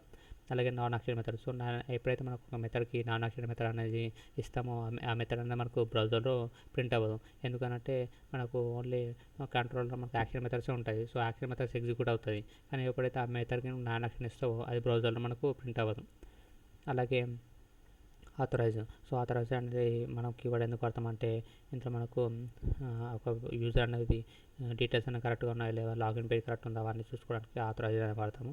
సో అలాగే వ్యాలిడేట్ యాంటీఫోజన్ టోకెన్. యాంటీఫోజన్ టోకెన్ అంటే ఏంటి అంటే ఇప్పుడు ఒక సర్వర్లో మనం ఆల్రెడీ లాగిన్ అయినాము. సో తర్వాత ఇంకొక యూజర్ ఎవరైతే ఉన్నారో అన్నోన్ యూజర్ అనేది సేమ్ మనం ఆల్రెడీ లాగిన్ ఉన్న పేజ్కి వాళ్ళు లాగిన్ అయ్యారు అనుకోండి, అప్పుడు అది అట్లా అవ్వదు కదా. ఎందుకంటే మనం ఇప్పుడు ఒక పేజ్లో మన ఏదైతే ఫేస్బుక్ ఓపెన్ చేసుకున్నామో మన పేజ్ ఇది. సో వేరే యూజర్ అన్నవాడు మన పర్మిషన్ లేకుండా మన ఫేస్బుక్లోకి లాగిన్ అయ్యింది అనుకోండి, దానివల్ల మనకు క్లయింట్కి ప్రాబ్లం అయిపోతుంది కదా. అందుకని అట్లా ఒక యూజర్ ఆల్రెడీ లాగిన్ ఉన్నప్పుడు ఆ పేజ్కి వేరే యూజర్ లాగిన్ అవ్వకుండా ఉండడానికి ఈ వ్యాలిడేట్ యాంటీఫోజన్ టోకెన్ అనేది యూజ్ చేస్తాము. సో ఇది దానివల్ల యూజ్. తర్వాత వచ్చేసి మనకు లేఅవుట్. సో లేఅవుట్స్ అనేవి ఏంటి అంటే layout it is used to మనకు it is used to give the same layout or styles for multiple pages in website so that the pages will be consistent or uniform or similar to one another. Website can contain multiple layout pages, but in a view only one layout page is used. వ్యూలో మనకు only 1 page మాత్రమే view అవుతుంది. అలాగే layout page cannot be executed directly. The page or the file extension is .cshtml. Layout page is similar to master pages in ASP.NET, and to give web page specific content, @render body is used. It is similar to content placeholder controller of control in master page in ASP.NET. So ఇది మనకు common పేజ్ని ఏదైతే ఉంటుందో ఆ common పేజ్ని చేయడానికి మనం ఇది వాడతాము. So ఇక్కడ మనకు it is used to specify మనకు given same layout for multiple web pages so that the page will be consistent or uniform or similar to one another. Website can contain multiple web pages ఇట్లా ఉంటుంది. So దీనికి మనము ఎగ్జాంపుల్గా చూద్దాము. Example ఏంటంటే so ఇక్కడ చూసినట్లయితే వాట్ ఈస్ లేఅవుట్ అంటే ఏంటంటే layout is .cshtml file that is used to provide common structure to other views. So common స్ట్రక్చర్ని అదర్ వ్యూస్కి ఇవ్వడానికి ఇది వాడతాము లేఅవుట్ అనేది. ఇది టు అదర్ వ్యూ. అంటే కామన్ స్ట్రక్చర్ని ఇవ్వడానికి వాడతామంట. ఇక్కడ చూసినట్టయితే మనకు ఇప్పుడు ఒకటి ఇది ఇండెక్స్ పేజ్ అనుకోండి, ఇది అబౌట్ పేజ్ అనుకోండి, ఇది కాంటాక్ట్ పేజ్ అనుకోండి. సో ఈ 3 పేజెస్ మనం కామన్గా ఏమున్నది ఇదంతా బాగా పెట్టుకోదా. ఇది అబౌట్ పేజ్ పెట్టి అంటే మనము doc type, HTML, CSS, border, navbar, footer ఇవన్నీ వాడుతున్నాము. ఇండెక్స్ పేజ్లో కూడా మనము హెడ్, బాడీ ఇవన్నీ వాడుతున్నాము. అలాగే అబౌట్ పేజ్లో కూడా హెడ్, ట్యాగ్ ఇవన్నీ వాడుతున్నాము. సో ఇవన్నీ ఇట్లా అన్ని టైంలో మనకు బాగా పెట్టుకోవడం కాబట్టి వీటన్నిటిని కూడా కాపీ చేసి మనం ఒక లేఅవుట్లో పెట్టుకున్నాం. సో ఇక్కడ మనకు ఏమవుతుందంటే ఇప్పుడు ఇక్కడ మనకు 3 పేజెస్ ఉన్నాయి. ఇది 3 పేజెస్ ఉన్నాయి కదా. వీటన్నిటిని కూడా సో ఇక్కడ చూసినట్టయితే మనకి ఏ పేజెస్ ఉన్నాయి, ఒకటి వచ్చేసి మనకు ఇక్కడ ఒక పేజ్ ఉంది, తర్వాత ఇక్కడ ఒక పేజ్ ఉంది, ఇక్కడ ఒక పేజ్ ఉంది. సో 3 పేజెస్ ఉన్నాయి మనకి కంటెంట్ మొత్తంగా. సో ఈ 3 పేజెస్లో మనకు కోడ్ అనేది ఏది కామన్గా ఉంది, ఈ డాక్ నాట్ HTML ఉంది, ఇక్కడేమో బాడీ, తర్వాత ఫుటరు, తర్వాత ఇక్కడ కూడా మనకు డాక్ టైపు, ఫుటరు, బాడీ, తర్వాత dock type, body, footer. So ఇక్కడ 3 ఫైల్స్లో మనకు చాలా డమ్మీ కోడ్ ఉంది. సో మనకు లేఅవుట్ అనేది ఏంటంటే ఏదైతే మనకు ఈ అన్ని ఫైల్స్లో డమ్మీ కోడ్ ఉందో ఈ డమ్మీ కోడ్ అన్ని కోడ్ని కూడా మనము ఒక లేఅవుట్ అనే ఫోల్డర్లో పెట్టుకుంటాము. అంటే ఒక సపరేట్ లేఅవుట్ అనే ఫైల్ అని క్రియేట్ చేసుకొని అందులో ఈ డమ్మీ కోడ్ అని పెట్టుకుంటాము. ఎగ్జాంపుల్ ఏంటంటే మనము ప్రతి ఒక్క ఫైల్ మనకు ఇది రావాలి, ఇక్కడ వరకు మనకు ఇది కామన్ కోడ్ కదా. సో దీన్ని కాపీ పేస్ట్ చేసుకుంటాము. దాని తర్వాత ఈ ఫూటర్ అనేది అవుతుందో ఫూటర్ని కూడా మనం కాపీ పేస్ట్ చేసుకుంటాము. అంటే లేఅవుట్ అనే ఫోల్డర్లో మనము ఈ డమ్మీ కూడా మొత్తం పెట్టుకున్నాం అనుకోండి. దాని తర్వాత నెక్స్ట్ టైం ఎప్పుడైతే ఇంకొక పేజ్ క్రియేట్ చేస్తామో సో ఈ ఇండెక్స్ పేజ్లో మనకి ఇది క్రియేట్ చేసిన అవసరం లేదు, ఇది కూడా అవసరం లేదు. జస్ట్ ఓన్లీ మనకి ఏదైతే డేటా ఉందో అది మాత్రమే రాసుకుంటే సరిపోతుంది. సో అది దానివల్ల యూజ్ అనేది లేఅవుట్ వల్ల. పైన డైగ్రామ్ చూస్తే మనకి ఈ ఫైల్స్లో చాలా డమ్మీ కోడ్ ఉంది. అలాగే HTML, హెడ్, టైటిల్ ఇవన్నీ ఫైల్స్లో ఉన్నాయి. సో కోడ్ ఈస్ రిపీటింగ్, ఇవన్నీ ఫైల్స్లో ఉన్నాయి కాబట్టి కోడ్ అనేది రిపీట్ అవుతుంది. టు అవాయిడ్ దస్, సో అది అవాయిడ్ చేయడానికి మనం ఇట్లా లేఅవుట్ అనేది ఫోల్డర్ క్రియేట్ చేసుకుంటాము. సో లేఅవుట్ అనే ఫోల్డర్లో ఇట్లా తీసుకొని డైరెక్ట్ ఎక్కడైతే కావాలో అక్కడ మనం పాన్ చేసుకోవచ్చు. So render body method is use to insert layout file to provide space for other వ్యూస్కి స్పేస్ని ప్రొవైడ్ చేయడానికి బాడీ అనే మెథడ్ వాడతాం. We can have only one render body method insert one layout. అంటే ఒక లేఅవుట్లో మనకు ఓన్లీ వన్ రెండర్ బాడీ అనేది ఉండాలంట. ఇక్కడ చూసినట్టయితే మనకు కోడ్ అనేది ఒకటి వ్యూ అనేది యాడ్ న్యూ వ్యూ అని క్రియేట్ చేస్తుండు. అంటే ఇక్కడ స్ప్రెడ్ షేడ్ అనే ఫోల్డర్లో రైట్ క్లిక్ ఇచ్చి యాడ్ న్యూ ఐటమ్ క్రియేట్ చేసి ఇంటర్వ్యూ క్వశ్చన్ బిలో డైగ్రామ్లో మనకి ఫైల్ నేమ్ _ లేఅవుట్ అని డిఫాల్ట్గా వస్తుంది. _ అనేది జస్ట్ నేమ్ కన్వే చేసిన దానివల్ల ఎలాంటి చేంజెస్ ఉండవు. సో మనం రైట్ క్లిక్ ఇచ్చి యాడ్ చేసిన చేసిన తర్వాత ఇక్కడ రాజర్ లేఅవుట్ తీసుకుంటాం కాబట్టి లేఅవుట్ కదా మనం వాడేది కాబట్టి ASP.NET 4లో రాజర్ తీసుకున్నాము. రాజర్ లేఅవుట్ తీసుకున్నాం. ఇక్కడ బై డిఫాల్ట్గా మనకు _layout.cshtml ఫైల్ అని వస్తుంది. అది ఎంటర్ చేసిన తర్వాత ఇట్లా వస్తుంది మనకు. ఇది ఇండెక్స్ ఫైల్ అనుకోండి. ఇప్పుడు ఇది ఇండెక్స్ ఫైల్లో మనకు ఏముంది, ఈ లైన్స్ ఉన్నాయి, హెడ్, బాడీ ఇవన్నీ కాకుండా ఇక్కడ ఉంది. ఇది మనకు మెయిన్ కాంటెంట్ అది 4 lines, image, input, H1 tag, P tag ఇవి మనకు కోడ్. ఎక్సెప్ట్ దిస్ రిమైనింగ్ అంతా కూడా మనకు dummy code. So cut all code except this 4 lines and keep it in layout file. అంటే ఇది కాకుండా మిగతా హెడ్, బాడీ మొత్తం అన్ని కూడా కట్ చేసి మనకు లేఅవుట్ అనే ఫోల్డర్లో పెట్టుకుంటాడు. సో ఇది index.cshtml ఫైల్ ఉంది కదా, ఇది ఫైల్ ఇదంతా కాపీ చేసి మనకి ఇక్కడ చూడండి షేడ్ అనే ఫోల్డర్ layout.cshtml అనే ఫోల్డర్ మనం క్రియేట్ చేసాం కదా. సో ఈ ఫోల్డర్లో పెట్టమంటాడు. And here we can create one shared folder and in that we created _layout.cshtml file. ఇక్కడ అండర్స్కోర్ ఉంది కదా, ఈ అండర్స్కోర్ ఎందుకంటే జస్ట్ నేమ్ కన్వర్షన్, దానివల్ల ఎలాంటి యూజ్ అనేది ఉండదు, అంటే చేంజెస్ ఉండవు. సో ఇక్కడ చూస్తే మనము ఇండెక్స్ ఫైల్లో మన లేఅవుట్ ఫైల్లో మనం డమ్మీ కోడ్ మొత్తం పెట్టినాం కదా. మొత్తం పెట్టిన తర్వాత ఇక్కడ ఇక్కడ చూడండి ఇండెక్స్ ఫైల్లో మనకు ఓన్లీ ఇమేజ్, H1 రెండు ఉన్నాయి. మిగతా మొత్తం కూడా తీసేసాం, రిమూవ్ చేసి ఈ లేఅవుట్ అనే ఫోల్డర్లో పెట్టేసాం. సో పెట్టేసాం కాబట్టి మనకి ఇప్పుడు మన కోడ్ అంతా డమ్మీ కోడ్ ఏది ఉంది ఈ లేఅవుట్ అనే ఫోల్డర్ ఉంది కాబట్టి. సో దీన్ని యాక్సెస్ చేసుకోవాలంటే రాజర్ సింటాక్స్ వాడి లేఅవుట్ = ఇంతకుముందు 4 ఉంది కదా, ఆ 4 రిమూవ్ చేసి ఐకాన్ లేఅవుట్ అంటే ఈ ఫైల్ ఇక్కడ ఇవ్వాలి. ఇస్తే ఫైనల్గా మనం index.cshtml ఫైల్లో డమ్మీ కోడ్ మొత్తం కూడా ఐకాన్ లేఅవుట్లో పెట్టాం. అండ్ లేఅవుట్ = layout మన file name. And if you run our code, this output will come. But in layout file, we have to use @response body. అయితే రన్ చేసాం కదా, ఇది మనము రన్ చేసుకోవాలంటే అవుట్పుట్ రావాలంటే అక్కడ మనము @response body అనేది యూజ్ చేయాలి. చూడండి ఇక్కడ ఈ లేఅవుట్ అనే ఫైల్ ఉంది కదా, ఇది డమ్మీ కోడ్ కదా, ఇక్కడ మనం @response body అని పెట్టుకోవాలి. ఓకే, @response body పెట్టుకోవాలి. అప్పుడు రన్ చేస్తే మనకు అవుట్పుట్ అనేది వస్తుంది. ఈ రెస్పాన్స్ బాడీ పెట్టాం కదా. సో హియర్ మనం రెస్పాన్స్ బాడీలో ఇచ్చాం. సో index.cshtml ఫైల్లో కోడ్ మొత్తం అవుట్పుట్ వస్తుంది, ఇంక్లూడింగ్ స్టైల్స్ కూడా వస్తాయట. ఓన్లీ ఇండెక్స్ ఫైల్ అనే కాకుండా you can create N number of .cshtml files. అంటే ఇక్కడ ఇండెక్స్ ఫైల్ అనే కూడా కాకుండా you can create N number of CSHTML files like contact us, about us, etcetera. అన్నిట్లో జస్ట్ ఈ రెస్పాన్స్ బాడీ అని యూజ్ చేస్తే చాలు. రిమైనింగ్ HTML హెడ్ కానీ this dummy code it's not required. So it is the best solution to reduce boilerplate code using layout.cshtml file. So ఇప్పుడు మనకు ఇది so ఇక్కడ మనకి ఏంటి అంటే ఇప్పుడు ఓన్లీ ఒక పేజ్ ఉంది, ఏది మనకు ఈ లేఅవుట్ అనే పేజ్లో ఈ డమ్ కోడ్ ఉంది కాబట్టి మనము ఇక్కడ ఓన్లీ మనకు ఇప్పుడు ఫస్ట్ ప్రజెంట్ అయితే మనకు only about page, index page ఉన్నాయి. కాకపోతే మనకు ఫ్యూచర్లో ఒక 100 ఒక 10 పేజెస్ కానీ 20 పేజెస్ ఉన్నాయి అనుకోండి. ఆ 20 పేజెస్లో మనకు ఎంత కోడ్ రాయకుండా జస్ట్ @రెండర్ బాడీ అనేది రాసుకుంటే సరిపోతుంది. సో అది దానివల్ల మెయిన్గా యూజ్ అనేది మనకి ఇది.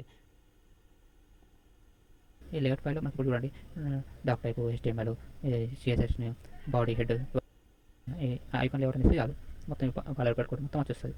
సో ఇది చాలా యూజ్ అవుతుంది. మెయిన్గా లేఅవుట్ ఫైల్లో మనం కామన్ కోడ్ని పెట్టుకుంటాం. Best example is navbar. So navbar లాగా బెస్ట్ ఎగ్జాంపుల్ ఇస్ నావర్. చూడండి ఇక్కడ మనం ఇండెక్స్ చేసిన కదా, డైరెక్ట్ ఓన్లీ లేఅవుట్ తీసుకున్నాం, రన్ చేస్తే మనకు ఏదో అవుట్పుట్ అనేది వచ్చింది. అలాగే ఇక్కడ చూడండి అబౌట్ అనే పేజ్ ఉంది. సో ఇందులో కూడా మనము ఈ లేఅవుట్ని వాడుకున్నాం కదా, ఇది వాడినాం కాబట్టి దీనికి కూడా మనకు అవుట్పుట్ వస్తుంది. సో చూడండి ఇక్కడ స్టైల్స్ కూడా అప్లై అయింది. మనకు స్టైల్స్ మనం ఆల్రెడీ పెట్టినాం కాబట్టి ఇక్కడ స్టైల్స్ కూడా అప్లై అయిపోయింది.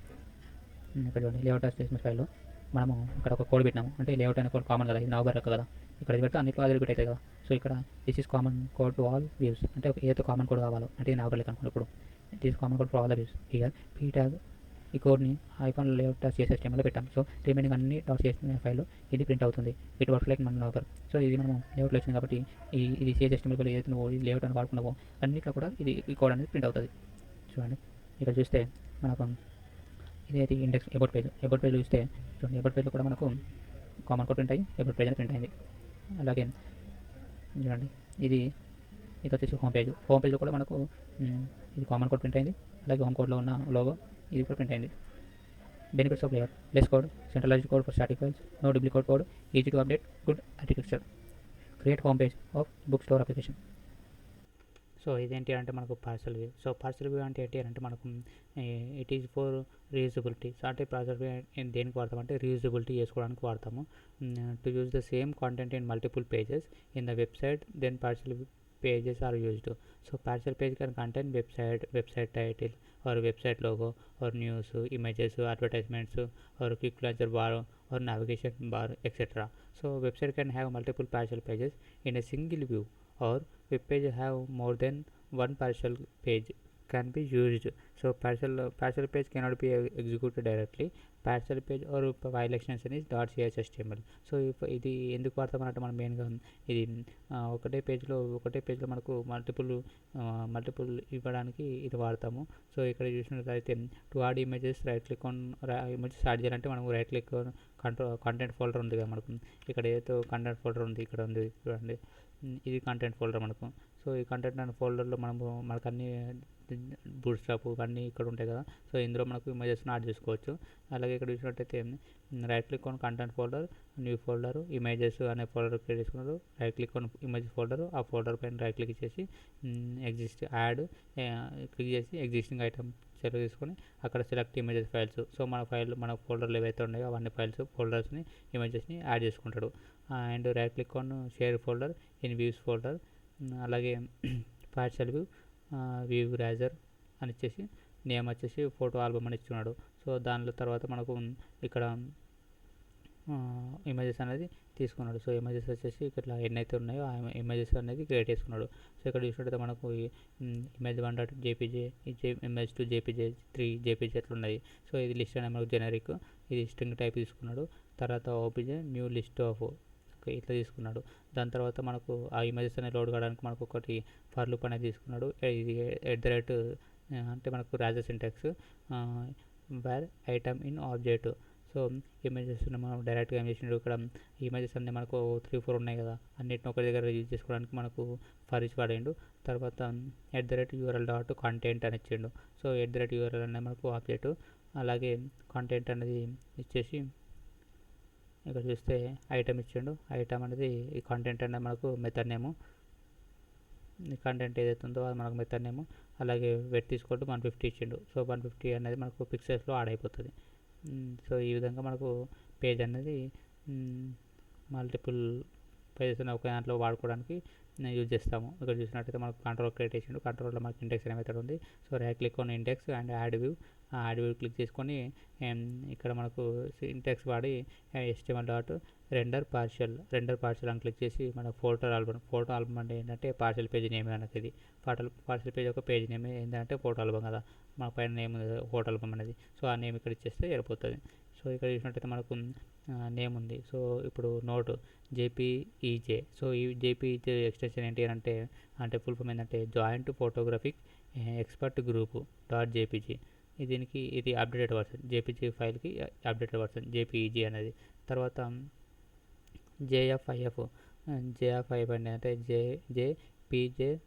JPEG file interchange format. అలాగే GIF అంటే graphic image file format .gif. BMP అంటే ఏంటంటే bit map image .bmp. PNG అంటే ఏంటంటే portable network graphic .png. .ico అంటే ఐకాన్ ఫైల్. సో ఇక్కడ చూసినట్టయితే మనకు ఏది ఇక్కడ చూసినట్టయితే जितनी बार आपको ये कोड మనకు ఇప్పుడు పార్షల్ పేజ్ అంటే మనకు ఇక్కడ చూసినట్టయితే ఒక వ్యూ బ్యాగ్ ఉంది. వ్యూ బ్యాగ్లో వచ్చేసి మనకు ఏం తీసుకున్నాడు, ఒక ఇండెక్స్ అనేది తీసుకున్నాడు. దాని తర్వాత ఒక ఇంటూ n = 10 అని తీసుకున్నాడు. సో ఈ 10 మనకు 10 టైమ్స్ రిపీట్ చేయడానికి వాడుతున్నాడు. సో 10 టైమ్స్ అనేది మనకు రిపీట్ అవుతుంది కోడ్ అనేది. और मुझे यहाँ पे फिर से लिखना तो HTML डॉट रेंडर पार्शियल, मैं आपको दोनों दिखा देता हूँ यूज़ करके. और इसके अंदर आपको देना है आपके व्यू का नाम. व्यू का नाम क्या है? Underscore card. बस इतना सा आपको करना है. और इसके बाद मैं रिफ्रेश कर देता हूँ, चला देता हूँ. ठीक है, यहाँ पे मैंने पेज रिफ्रेश भी किया हुआ है. तो अब आपको ये नहीं समझना है कि मतलब हम छोटा कोड लिख रहे हैं बड़ा कोड लिख रहे हैं. आपको मेन फोकस कहाँ देना है? कंसेप्ट के ऊपर ध्यान देना है आपको. तो हो सकता है कि मुझे यहाँ पे प्रोफाइल दिखानी है जिसके अंदर मतलब 10-5 लाइन है. ठीक है, थोड़ा सा ऐसा कोड है, आप ये मान लो. तो ये तरीका हुआ कि मतलब मुझे यूज़ करना है और यहाँ पे मैं फॉर इसको लूप लगाऊंगा और मुझे यहाँ पे सब कुछ दिखना शुरू हो जाएगा. मैं चला के दिखाता हूँ आपको चीज़ों को, तो थोड़ा सा आपको समझ आएगा अच्छे से. ठीक है, तो अगर आप यहाँ पे देखोगे तो ये लूप ऐसे मतलब 10 टाइम चला हुआ है. ठीक है, hello am from loop hello, मतलब जितना हमने लिया था वहाँ पे उतना बार चला हुआ है. अब ये आपको थोड़ा सा हो सकता है कि एक लाइन के लिए लग रहा है, तो मैं क्या करता हूँ, अब मैं यहाँ पे पार्सल व्यू बनाने वाला हूँ और इस कोड में पार्सल व्यू के अंदर यूज़ करूँगा. ठीक है, तो स्टैटिक से शुरुआत करते हैं, बाद में डायनेमिक पे बाद में मूव करेंगे. तो पार्सल व्यू ऐड करने के लिए आपको अपने व्यू के ऊपर जाना होता है. व्यू, यहाँ पे शेड फोल्डर है, इस पर राइट क्लिक करना है आपको, ऐड, और सबसे ऊपर होता है व्यू. यहाँ पे आप क्लिक करो. अब आप देखोगे यहाँ पे एक चेकबॉक्स और होता है, क्रिएट एज पार्सल व्यू. तो जैसे आप क्रिएट एज पार्सल व्यू करते हो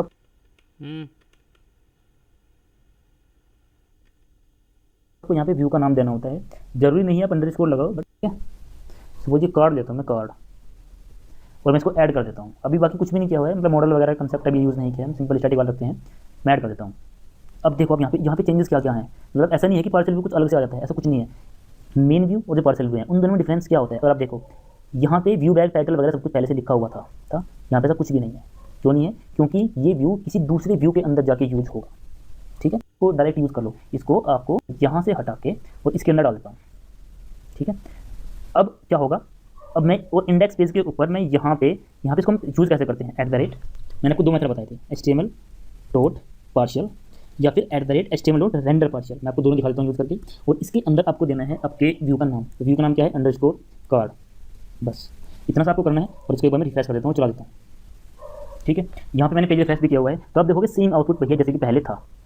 तो अब हमने मतलब ये ऐसा क्यों किया, हमें ऐसे क्या करने की जरूरत पड़ी. अब अगर आप देखो कि सेम कोड मुझे यहाँ पे फिर से लिखना है. सपोज मैं यहाँ पे एक लाइन डाल लेता हूँ HR के नाम से, और यहाँ पे मुझे फिर से वही चीज़ दिखानी है. तो मैं क्या करूँगा, फिर से मैं ये करते हो. अब आप पेज को रिफ्रेश करो, आपको ये एक बार और मिल जाएगा. देखो यहाँ पे BR मैंने यहाँ पे HR लाइन यूज़ की थी, ये वो लाइन है, उसके बाद में फिर से एक बार और यूज़ हुआ है. अब लेकिन आप सोचोगे कि हम ये कर क्यों रहे हैं, हमने डायरेक्ट कोड यहीं पे क्यों नहीं लिख दिया, इसको अलग से हमने क्यों बनाया. ठीक है, तो अब थोड़ा सा इसको मैं और मॉडिफाई करता हूँ. अब चलते हैं कार्ड के ऊपर, तो मैं यहाँ पे इसको ऐसा बना देता हूँ, रो.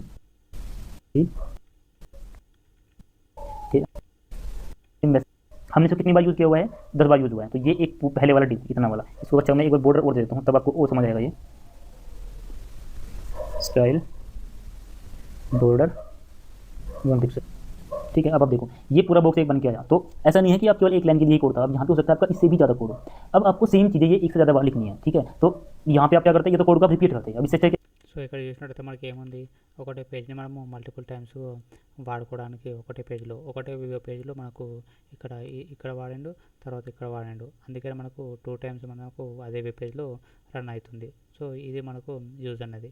సో ఇది మనకు ఇది తెలుసుకోవాలనుకుంటే ఈ ఛానల్ కూడా మనకు ఉంటుంది. ఈ ఛానల్లో ఏమొచ్చేసి వెబ్ జెంటిల్ అని ఉంటుంది. సో ఛానల్ చూసినట్టయితే మనకు వెబ్ జెంటిల్ అనే ఛానల్ ఉంటుంది. సో ఇది ఇందులో మనకు MVC core plus MVC.NET core కూడా ఉంటుంది. సో ఇక్కడ చూడండి వెబ్ జెంటిల్. సో ఇందులో మనము .NET కోర్ కూడా ఉంటుంది, ఇక్కడ 80 వీడియోస్ ఉంటాయి. తర్వాత .NET కోర్ కూడా ఉంటుంది, అందులో కూడా మనకు 120 వీడియోస్ ఉంటాయి. సో ఇది కొంచెం హిందీలో ఉంటుంది, అది నేర్చుకోవాలంటే నేర్చుకోవచ్చు. తర్వాత నెక్స్ట్ వచ్చేసి తర్వాత ఏమన్నా మనకు ఇంకా తర్వాత ఏమన్నా అంటే మనకు CSS/HTML ఉంది, working with CSS templates. So CSS టెంప్లెట్స్ని వాడడానికి ఎలా అంటే we can download CSS templates from free_css.com website. So ఈ వెబ్సైట్ నుంచి మనకు ఈ CSS టెంప్లెట్స్ని మనము డౌన్లోడ్ చేసుకోవచ్చు. Templates garden template equal to template garden dot fortune. In solution explorer right click on content folder, add style sheet, name వచ్చేసి styles.css అని name ఇచ్చిండు. Copy lines from style.css in template garden folder and paste the lines in the HTML content folder. So ఇక్కడ paste చేసుకున్నాడు. దాని తర్వాత మనకు right click చేస్తే మనకు ఇట్లా వస్తుంది. సో కంట్రోలర్ ఉంది, కంట్రోలర్కి వచ్చేసి యూజర్ కంట్రోలర్ నేమ్ తీసుకున్నాడు. ఇందులో మనకి ఇండెక్స్ అనే మెథడ్ ఉంది, కోర్స్ అనే మెథడ్ ఉంది, 2 మెథడ్స్ ఉన్నాయి. So right click on index method click చేసి యాడ్ వ్యూ చేసేసి అందులో ఇండెక్స్ అనే నేమ్ ఇచ్చిండు. అలాగే యాడ్ తర్వాత మళ్ళీ రైట్ క్లిక్ ఆన్ కోర్స్ పైన క్లిక్ చేసి మనకు కోర్స్ అనే వ్యూ క్రియేట్ చేసిండు. So select lines from index.html in template garden function and place all the lines in index.html. So అందులో ఉన్న లైన్స్ అనేవి అన్నీ కూడా తీసుకొచ్చి do changes in index.html. So index.htmlలో మనకు ఇది చేంజెస్ అనేది చేయమంటున్నాడు. తర్వాత ఇక్కడ image source tilde symbol content అనే ఫోల్డర్లో ఇమేజెస్లో image.png అనే ఫైల్ ఉంది. సో ఇక్కడ copy links from index.html place them in course.html. So ఇక్కడ చూసినట్టయితే ఈ విధంగా మనకు వర్క్ అవుతుంది. సో ఇది మనకు CSS టెంప్లెట్స్ గురించి. దాని తర్వాత మనకు ఏంటి లాగిన్ పేజ్ క్రియేట్ చేయడానికి మనకు ఫస్ట్ ఏం చేయాలంటే ఫస్ట్ డేటాబేస్ క్రియేట్ చేయాలి ఫస్ట్ స్టెప్. తర్వాత స్టెప్ 2 వచ్చేసి create table with 4 columns, add records in table and create store position with 2 arguments and give connection string in web.config file and create modal class with 2 properties and create repository class with 1 method. This repository class is in models folder. తర్వాత create controller class with get and post method, create success method in controller and create strongly typed view for login page and create empty view for success method. అలాగే అంటే ఏంటి అంటే మనకు ఇది మనకు database నుంచి డేటాను స్టోర్ చేయడానికి ఇది array list collection stores only values and sorted list hash table collection stores values in key value pairs. అంటే array list అన్నది మనకు ఒక కలెక్షన్, అది ఓన్లీ మనకు కలెక్షన్ స్టోర్స్ ఓన్లీ వాల్యూస్ మాత్రం స్టోర్ చేసుకుంటుంది. అలాగే sorted list hash table collection అనేది మనకు stores values in key value పేర్స్లో మనకు స్టోర్ చేసుకుంటుంది. అది కూడా కీస్ అనేది యూనిక్ ఉండాలి, వాల్యూస్ అనేది డూప్లికేట్ ఉన్నా పర్లేదు. దాని తర్వాత మనకు డిక్షనరీ ఉంటుంది. So dictionary generic stores values in key value pairs. Collection is class, okay collection అనేది కూడా మనకు క్లాసు. అలాగే to create strongly typed view we create a model class. So model క్లాస్ని బట్టి మనకు స్ట్రాంగ్లీ టైప్డ్ వ్యూ అనేది create అవుతుంది కాబట్టి అది అవుతుంది. Key can be int char float etcetera, అంటే కీ అనేది మనకి ఇంటూ ఫ్లోట్ అట్లా ఏ డేటా టైప్ అని ఉండొచ్చు. తర్వాత వ్యూ బ్యాగ్ వ్యూ డేటా అనే టెంప్ డేటా తీసుకున్నాడు. సో ఇవి ఎందుకు వాడతామంటే మనం స్టేట్ మేనేజ్మెంట్ కోసం వాడతాము. వీ బ్యాగ్ మనం ఆల్రెడీ తీసుకున్నాము. ఇది ఒక dynamic type, it is used to store values from controller to view. So controller నుంచి మనకు వ్యూకి డేటాను సెండ్ చేయడానికి ఇది వ్యూ బ్యాగ్ను వాడతాము. అలాగే ఈ స్టోర్స్ వాల్యూస్ ఇన్ ప్రాపర్టీస్. అలాగే type casting or data type conversion is not required, అంటే ఇది ఆబ్జెక్ట్ టైప్ కాబట్టి మనకు టైప్ కన్వర్షన్ అనేది అవసరం లేదు. While reading data values is used only for the current request. So when it redirects to another page then values will become null. So మనకు ఇది only current request మాత్రమే తీసుకుంటుంది. So next time ఆ page load అయినప్పుడు అది value అనేది మనకు null అయిపోతుంది. అంటే ఏంటంటే మనకు ఇప్పుడు ఇండెక్స్ అనే మెథడ్ ఉంది. ఇండెక్స్ అనే మెథడ్లో మనము ఇండెక్స్ మెథడ్ అనేది ఇండెక్స్ 1 అని ఉంది. తర్వాత ఇందులో మనకు డేటా ఉంది. తర్వాత ఇండెక్స్ 2 అనేది కూడా ఉంది. మనకు ఇండెక్స్ 2 అనే మెథడ్లో కూడా మనకు సేమ్ అదే డేటా ఉంది. ఇదైతే మనము వీ బ్యాగ్ వాడి మనము హల్లో అని పెట్టుకుంటాం. ఇక్కడ వీ బ్యాగ్ వాడి తర్వాత ఇందులో కూడా మనం వీబ్యాగ్ వాడి అలో టు అని పెట్టుకున్నాం అనుకోండి, ఎప్పుడైతే మనకు పేజ్ అనేది లోడ్ అవుతుందో ఫస్ట్ పేజ్ ఎప్పుడు డేటా అనేది ప్రింట్ అవుతుంది, అంటే ఫస్ట్ రిక్వెస్ట్కి మనకు డేటా అనేది సక్సెస్ అవుతుంది, కానీ సెకండ్ రిక్వెస్ట్కి మనకు ఆ వాల్యూ అనేది నల్ అయిపోతుంది. ఎందుకంటే ఇది పేజ్ నుంచి పేజ్కి రిక్వెస్ట్ అనేది యాక్సెప్ట్ అంటే డేటాని మెయింటైన్ చేయదు ఇది. అలాగే ఇక్కడ చూస్తే ఇండెక్స్ డాట్ వీ పేజ్ ఉంది. సో తర్వాత view data. So view data అంటే ఏంటంటే view data is dictionary object used to send values from controller to view. అలాగే stores values in key value pairs. While reading the values type casting or data type conversion is required. So ఇక్కడ మనకు type casting conversion అనేది ఖచ్చితంగా ఉండాలి, ఎందుకంటే ఇది object type కాదు కాబట్టి మనకు ఈ డిక్షనరీ ఆబ్జెక్ట్. ఓకే, మనకు వీబ్యాగ్ అనేది డైనమిక్ ఆబ్జెక్ట్, ఇది డిక్షనరీ ఆబ్జెక్ట్. సో ఇక్కడ మనకు టైప్ కాస్టింగ్ అనేది కంపల్సరీగా ఉండాలి. అలాగే data type conversion is required with complex data అంటే mixed data. The values in view data is for the current request. So when it is redirect to another page then values is null. సో ఎప్పుడైతే ఇది view page same దానిలాగానే ఎప్పుడైతే page అనేది వేరే పేజ్కి redirect అవుతుందో అప్పుడు అన్నది మనకు వాల్యూ అనేది నల్ అయిపోతుంది. దాని తర్వాత ఇక్కడ చూసినట్టయితే ఇక్కడ మనకు వీబ్యాగ్ డాట్ మెసేజ్ అనేది తీసుకున్నాడు, వెల్కమ్ తీసుకున్నాడు. ఇది మెసేజ్ అనేది మనకు కీ. ఓకే, తర్వాత @వ్యూ డేటా అనే మెసేజ్ని ప్రింట్ చేసుకున్నాడు.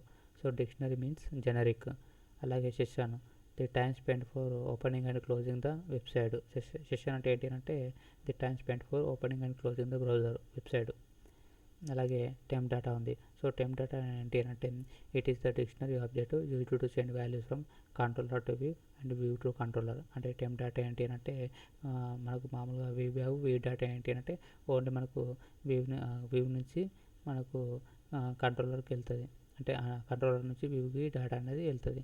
కానీ ఈ టెంప్ డేటా ఏంటి అంటే కంట్రోలర్ నుంచి వ్యూకి వెళ్తుంది, అలాగే వ్యూ నుంచి కంట్రోలర్ కూడా వెళ్తుంది. From one method to another method, అంటే ఇది ఒక మెథడ్ నుంచి ఇంకొక మెథడ్ యాక్షన్ మెథడ్ కూడా మనకు ట్రాన్స్ఫర్ అవుతుంది of the same or different controllers. So temp data stores data temporarily and automatically removes it after receiving the value. It stores values in key value pairs. While working with complex data type casting or data type conversion is required. అలాగే temp data stores values in session object. అలాగే temp data is used to transfer the data between pages in the website or we can access the data between multiple request. So ఇక్కడ చూసినట్లయితే మనకు keep అనే method ఉంటుంది, అలాగే peak అనే method ఉంటుంది. So keep అనే మెథడ్ ఏం చేస్తా అంటే it is used to preserve data even after reading the value. అంటే డేటా ఆల్రెడీ రీడ్ అయిన తర్వాత కూడా it will preserve the data. So keep per request page to next page. అలాగే peek method it is used to read the data without clearing it. ఆ డేటాని clear చేయకుండానే అది వాడతా అంట ఫర్ మల్టిపుల్ పేజెస్. అలాగే ఇక్కడ చూసినట్టయితే మనకు సో ఇక్కడ చూసినట్టయితే మనకి ఏముందా అంటే ఒకటి వీబ్యాగ్ క్రియేట్ చేసుకున్నాడు టెంప్ డేటాలతోటి. So temp data my key equal to data from index method అని తీసుకున్నాడు. సో దీన్నే మనకు ఇక్కడ కాపీ చేసి ఇక్కడ పేస్ట్ చేసిండు మెథడ్ 2లో అండ్ ఇండెక్స్ 2 మెథడ్లో. దాని తర్వాత అదే మెథడ్ని మనకు మళ్ళీ ఇండెక్స్ 3లో కూడా సేమ్ ఇదే దాన్ని ఇక్కడ పాస్ చేసిండు. అంటే వ్యూ డేటా అనేది ఇక్కడ పాస్ చేసిండు ప్లస్ ఇక్కడ పాస్ చేసిండు. దాని తర్వాత దీన్ని యాక్సెస్ చేసుకోవడానికి तो सेम वही तरीका दिखाने के लिए एक बार इस पार्ट को पूरा इंडेक्स 3 वाले में भी यूज़ कर लेते हैं. तो गो टू व्यू, ये डायरेक्ट वही पेज ओपन कर देता है. ठीक है, तो अभी सिंपल हमने सेटअप इतना किया है कि इंडेक्स मेथड के अंदर मैंने वैल्यू को सेट किया है, इंडेक्स 2 के अंदर मैंने उसको यूज़ किया है और इंडेक्स 3 के अंदर मैंने उसको यूज़ किया है. बहुत सिंपल एप्लीकेशन व्यू बैक का यूज़ करते हैं. मैंने उन वैल्यूज़ को अपने व्यू के ऊपर भी शो किया है देखने के लिए कि हमारी वैल्यू दिखती भी है नहीं दिखती है. तो चलिए अपने एप्लीकेशन को रन कर देते हैं. ठीक है, लिख देते हैं H1, इससे कन्फ्यूजन रहेगा हेलो फ्रॉम इंडेक्स मेथड. अब थोड़ा सा इसको ऐसा समझिए कि जब मैंने पेज को रिफ्रेश किया, ठीक है, तो मेरी इस ब्राउजर से सर्वर के पास में रिक्वेस्ट गई कंट्रोलर के पास में, यहाँ पे मेरी रिक्वेस्ट आई, ठीक है, और यहाँ से मैंने व्यू रिटर्न किया जो कि वापस व्यू के पास चला गया, जो कि वापस ब्राउजर के पास चला गया. ठीक है, तो ये मेरी एक कंप्लीट साइकिल हुई. अब जब मैं दूसरी बार कॉल करूँगा इंडेक्स 2 को तो वो मेरी दूसरी लाइफ साइकिल होगी. ठीक है, और ये डेटा हम देखते हैं कि हम दूसरी बार में मिलता है या नहीं मिलता है. तो उसको देखने के लिए हम कैसे करेंगे, यहाँ पे इंडेक्स 2 का हम यूज़ करेंगे. और आपको पता है वहाँ पे जाने के लिए हम क्या करते हैं, पहले कंट्रोलर का नेम, देन आपके एक्शन मेथड का नेम, तो इंडेक्स 2 और एंटर. ये देखिए डेटा फ्रॉम इंडेक्स मेथड और वैल्यू जो हमने इंडेक्स 2 के अंदर लिखा हुआ था, ये मेरा इंडेक्स 2 है, यहाँ भी ये वैल्यू सेम, और जो वैल्यू मैंने सेट की हुई थी अपने इंडेक्स वाले मेथड के अंदर, वहाँ से वैल्यू मुझे पूरी यहाँ पे मिली. ठीक है, ये नेक्स्ट सब्सिक्वेंट लाइफ साइकिल इसकी जो हुई है साइकिल ये वो है. और इसका देखते हैं कि थर्ड के लिए भी काम करता है नहीं करता है. ठीक है, तो यहाँ पे मैं देख लेता हूँ थर्ड. और मैं प्रेस करता हूँ एंटर, तो मेरी इसके बाद मुझे तीसरी जो लाइफ साइकिल है वो चलेगी। देखिए यहाँ पे डेटा में नहीं मिला है क्योंकि टेम्प डेटा केवल एक सब्सिक्वेंट रिक्वेस्ट के लिए ही डेटा को होल्ड करता है, ठीक है। సో ఇక్కడ మనం చూసినట్టయితే మనకు ఇండెక్స్ 2కి వచ్చింది కానీ ఇండెక్స్ 3కి అనేది వస్తలేదు. ఎందుకు వస్తలేదు అంటే ఇది టెంప్ డేటా అనేది ఓన్లీ 1 అంటే 1 సబ్సిక్వెన్స్ అంటే ఫస్ట్ రిక్వెస్ట్ మాత్రమే డేటాని ఇస్తుంది. సో సెకండ్ టైంకి అది వాల్యూ అనేది మనకు చూపించదు. అందుకనే మనకు ఇండెక్స్ 3 అని టైప్ చేయగానే మనకి ఇక్కడ అవుట్పుట్ అనేది राలేదు. ये बिल्कुल बेसिक कंसेप्ट है टेम्प डेटा का, इसके बारे में कुछ नहीं है अलग से। तो आगे देखते हैं टेम्प डेटा के बारे में, ठीक है। इसके बाद आता है कीप मेथड। अगर आपको कभी ऐसा हो जाए कि సో అట్లా మనకు డేటా అనేది రావాలంటే మనకు కీప్ అనే మెథడ్ తీసుకోవాలి. సో కీప్ అనేది మెథడ్ ఏం చేస్తా అంటే to save data from next HTTP call we use keep method. To save data from all temp data we use keep method. And to save data for a particular key we use keep method. So temp data dot keep method అలాగే temp data dot keep అనే method. आपको data आपको अपनी उससे भी next request के लिए save करना है तो आप यूज़ करते हो कीप मेथड का, ठीक है। To save data for next HTTP call we use keep method. To save data for all time data, इसका मतलब ये है कि आप जैसे हम व्यू बैक नहीं अब सकते हो नेक्स्ट रिक्वेस्ट, ठीक है, टेम्प डेटा डॉट कीप, ठीक है। अगर आपको कोई पर्टिकुलर ही टेम्प डेटा की वैल्यू नेक्स्ट के लिए रखनी है तो टेम्प डेटा डॉट कीप और जो भी आपकी की होगी वो की आप यहाँ पे पास कर सकते हो। तो एक बार ये करके देख लेते हैं ये कैसे काम करता है। तो इसको करने के लिए जो हमने अपने कंट्रोल के अंदर हमने देखा था कि थर्ड वाले के लिए डेटा नहीं मिल रहा था, तो मुझे कहाँ पे सेव करना पड़ेगा, सेकंड के अंदर। तो सेकंड के लिए मुझे डेटा को कीप करना पड़ेगा कि हाँ ये थर्ड के लिए भी बचा है। तो टेम्प डेटा पी की वैल्यू सेव हो जाएगी। सपोज मैंने यहाँ पे एक और टेम्प डेटा यूज़ किया हुआ है, ठीक है, तो यहाँ पे मैंने कोई यूज़ किया हुआ है। तो जब भी आप ये ऐसे यूज़ करते हो तो सारी वैल्यूज़ नेक्स्ट के लिए होल्ड कर लेते हो। अगर आपको केवल एक ही चाहिए तो आप केवल उसमें की पास कर सकते हो और ये थर्ड के लिए भी अवेलेबल हो जाती है। देखते हैं कैसे हो जाती है नहीं होती है। अपनी इंडेक्स वाले मेथड को फिर से हम रन करते हैं और एप्लीकेशन को रन करते हैं। तो ये मेरा इंडेक्स मेथड है। इसके बाद हम चलते हैं 1 के ऊपर, देखते हैं कि जब हम थर्ड के ऊपर जाएंगे तो डेटा में वहाँ पे दिखता है या नहीं दिखता। हमें दिखना चाहिए क्योंकि हमने कीप मेथड का यूज़ किया हुआ है। और एंटर, तो ये देखिए डेटा फ्रॉम इंडेक्स मेथड, तो डेटा हमें थर्ड वाले इंडेक्स एक्शन मेथड के ऊपर भी मिल जाता है। సో ఇక్కడ మనకు థర్డ్ ఇండెక్స్ కూడా వచ్చింది. సో థర్డ్ ఇండెక్స్ కిందకి వచ్చిందంటే మనము ఆ కీప్ అనే మెథడ్ వాడినాం కాబట్టి మనకు ఇండెక్స్ 3లో కూడా మనకు డేటా అనేది వచ్చింది. कीप मेथड का यूज़ करने के बाद अगर आपको इससे भी ज़्यादा और फोर्थ के फिफ्थ के अंदर यूज़ करना है तो आप फिर से यहाँ पे कीप का यूज़ कीजिए और जो आपका नेक्स्ट कंट्रोलर होगा वहाँ पे आपको मिल जाएगा। अच्छा, इसमें ऐसा नहीं है कि आप केवल इसी एक्सेल मेथड के सेम कंट्रोल के एक्सेल मेथड के अंदर से खेल सकते हो, उसके लिए नहीं। अगर आपके पास में दूसरा कंट्रोल कोई है और वहाँ भी अगर आपको यूज़ करना है तो आप सेम सिंपल डायरेक्ट ऐसे यूज़ करना है, कुछ भी स्पेशल अलग से नहीं करना। आपको डेटा वहाँ पर भी मिल जाएगा एक रिक्वेस्ट के लिए, ये आपको ध्यान रखना है। अब इसके बाद में एक और इसके अंदर मेथड आता है इंपॉर्टेंट चीज़, होता है पीक। चलिए उसके बारे में देखते हैं थोड़ा सा। पीक क्या होता है? कीप का काम देखो, कीप का काम होता है केवल डेटा को नेक्स्ट कॉल के लिए सेव करना, जबकि पीक का काम होता है डेटा को रीड भी करना और सेव भी करना, ठीक है। तो कीप वाला काम तो करता ही करता है, साथ में डेटा को रीड करने वाला काम भी करता है। कैसे? जैसे यहाँ पे हमें आपने देखा होगा कि मैंने पहले डेटा को रीड किया टेम्प डेटा से, ये रीड करना होता है। उसके बाद में मैंने उसको फिर से सेव किया, तो मुझे यहाँ पे 2 लाइन लिखनी पड़ी है। अब उसको बचाने के लिए मैं क्या करूँगा, यहाँ पे temp data dot peak method में अगर यूज़ करूँगा, ठीक है, और जो मैंने कीप यूज़ किया उसको मैं हटा देता हूँ। बस ये इतना करने से क्या होगा कि मैं डेटा को रीड भी कर सकता हूँ और नेक्स्ट कॉल के लिए सेव भी कर सकता हूँ। तो ये एज इट इज़ वैसे ही काम करना चाहिए जैसे पहले करा था, कि हम पहले डेटा को रीड कर रहे थे और उसको सेव कर रहे थे, बट हमने डायरेक्ट पीक मेथड का यूज़ किया हुआ है। तो देखते हैं चलो सेम ऐसे ही बिहेव करते हैं नहीं करते हैं। आइडियली इसको करना चाहिए और ये करेगा भी। ये मेरा इंडेक्स मेथड, जल्दी ऊपर में मिलता है नहीं मिलता है, ये देखिए। तो जब हमने सेकंड से डेटा को रीड किया था वहाँ पे उसने डेटा को रीड किया और नेक्स्ट कॉल के लिए सेव भी कर दिया, तभी जाके हमें ये थर्ड वाले के लिए मिला है। अब अगर आप देखोगे तो टेम्प डेटा मैंने पहले बताया था कि इंटरनली सेशन का यूज़ करता है। तो ये इंटरव्यू में सबसे पहले क्वेश्चन पूछा जाता है कि अगर आपने टेम्प डेटा के लिए अपना टेम्प डेटा यूज़ किया हुआ है और अपने सेशन को बंद कर दिया, डिसेबल कर दिया, तो क्या टेम्प डेटा काम करेगा नहीं करेगा? तो आइडियली नहीं करेगा, बिकॉज ये इंटरनली सेशन का यूज़ ही करता है। एक बार इसको भी देख लेते हैं कैसे नहीं करता है। तो यहाँ पर मैं सेशन को अबेंडन कर देता हूँ, ठीक है। तो अब मेरा सेशन काम नहीं करेगा और अपनी एप्लीकेशन को मैं रन कर देता हूँ। तो अब देखते हैं हमारे पास में क्या मिलता है और क्या नहीं मिलता है। So this is index method. इसके बाद में हम देखते हैं कि इंडेक्स 2 यहाँ पे हमें मिल जाता है और इंडेक्स 3 के लिए हम देखते हैं जो कि हमें नहीं मिला है। क्यों नहीं मिला है? क्योंकि पहली वाली रिक्वेस्ट के पास में सेशन काम कर रहा था। यहाँ पे देखिए, यहाँ पे सेशन हमारा काम कर रहा था, ठीक है, तो इसने डेटा को सेव कर दिया। अब मैं नेक्स्ट रिक्वेस्ट में आया, यहाँ पे आया, यहाँ पे डेटा इसके अंदर पहले सेव हो चुका है, तो लेकिन मैंने सेशन को अबेंडन कर दिया। तो ये क्या होगा, सेशन को इस वैल्यू को इसके बाद यूज़ नहीं कर पाएंगे। जहाँ पे हम यूज़ कर सकते हैं बट इसके बाद में यूज़ नहीं कर पाएंगे, जिस वजह से मुझे यहाँ पे कोई डेटा नहीं मिला है। तो क्योंकि यहाँ पे आते आते सेशन हमारा बंद हो चुका है। तो ये बिल्कुल बेसिक चीज़ है, ये आपको ध्यान रखना है कि इंटरनल सेशन का यूज़ करता है। अगर आपके एप्लीकेशन में आपको लगता है कहीं टेम्प डेटा काम नहीं कर रहा है तो आप चेक कीजिएगा अपने सेशन को तो बंद नहीं कर रखा है। సో చూద్దాం. ఇప్పుడు మనము కార్డ్ ఆపరేషన్ చూద్దాము. సో మనకు యాడింగ్ రికార్డ్స్ రిజిస్టర్ ఫామ్ చూసి రికార్డ్స్ని యాడ్ చేయడానికి ఫస్ట్ మనం ఏం చేయాలంటే step 1 create to store procedure with 4 arguments and give connection string in web.config file. web.config file మనము కనెక్షన్ స్ట్రింగ్ ఇవ్వాలి, యూజర్ నేమ్, పాస్వర్డ్ అట్లాంటివి. అలాగే create modal class with 5 properties and create repository class in model class folder with 1 method and create controller class with get method and post method. Create success method in control class. Create strongly typed view for adding records and create empty view for success method. So ఈ విధంగా మనము రికార్డ్స్ని add చేస్తాము. ఒకవేళ current operation చేయాలనుకుంటే ఇది process అనేది steps to view record.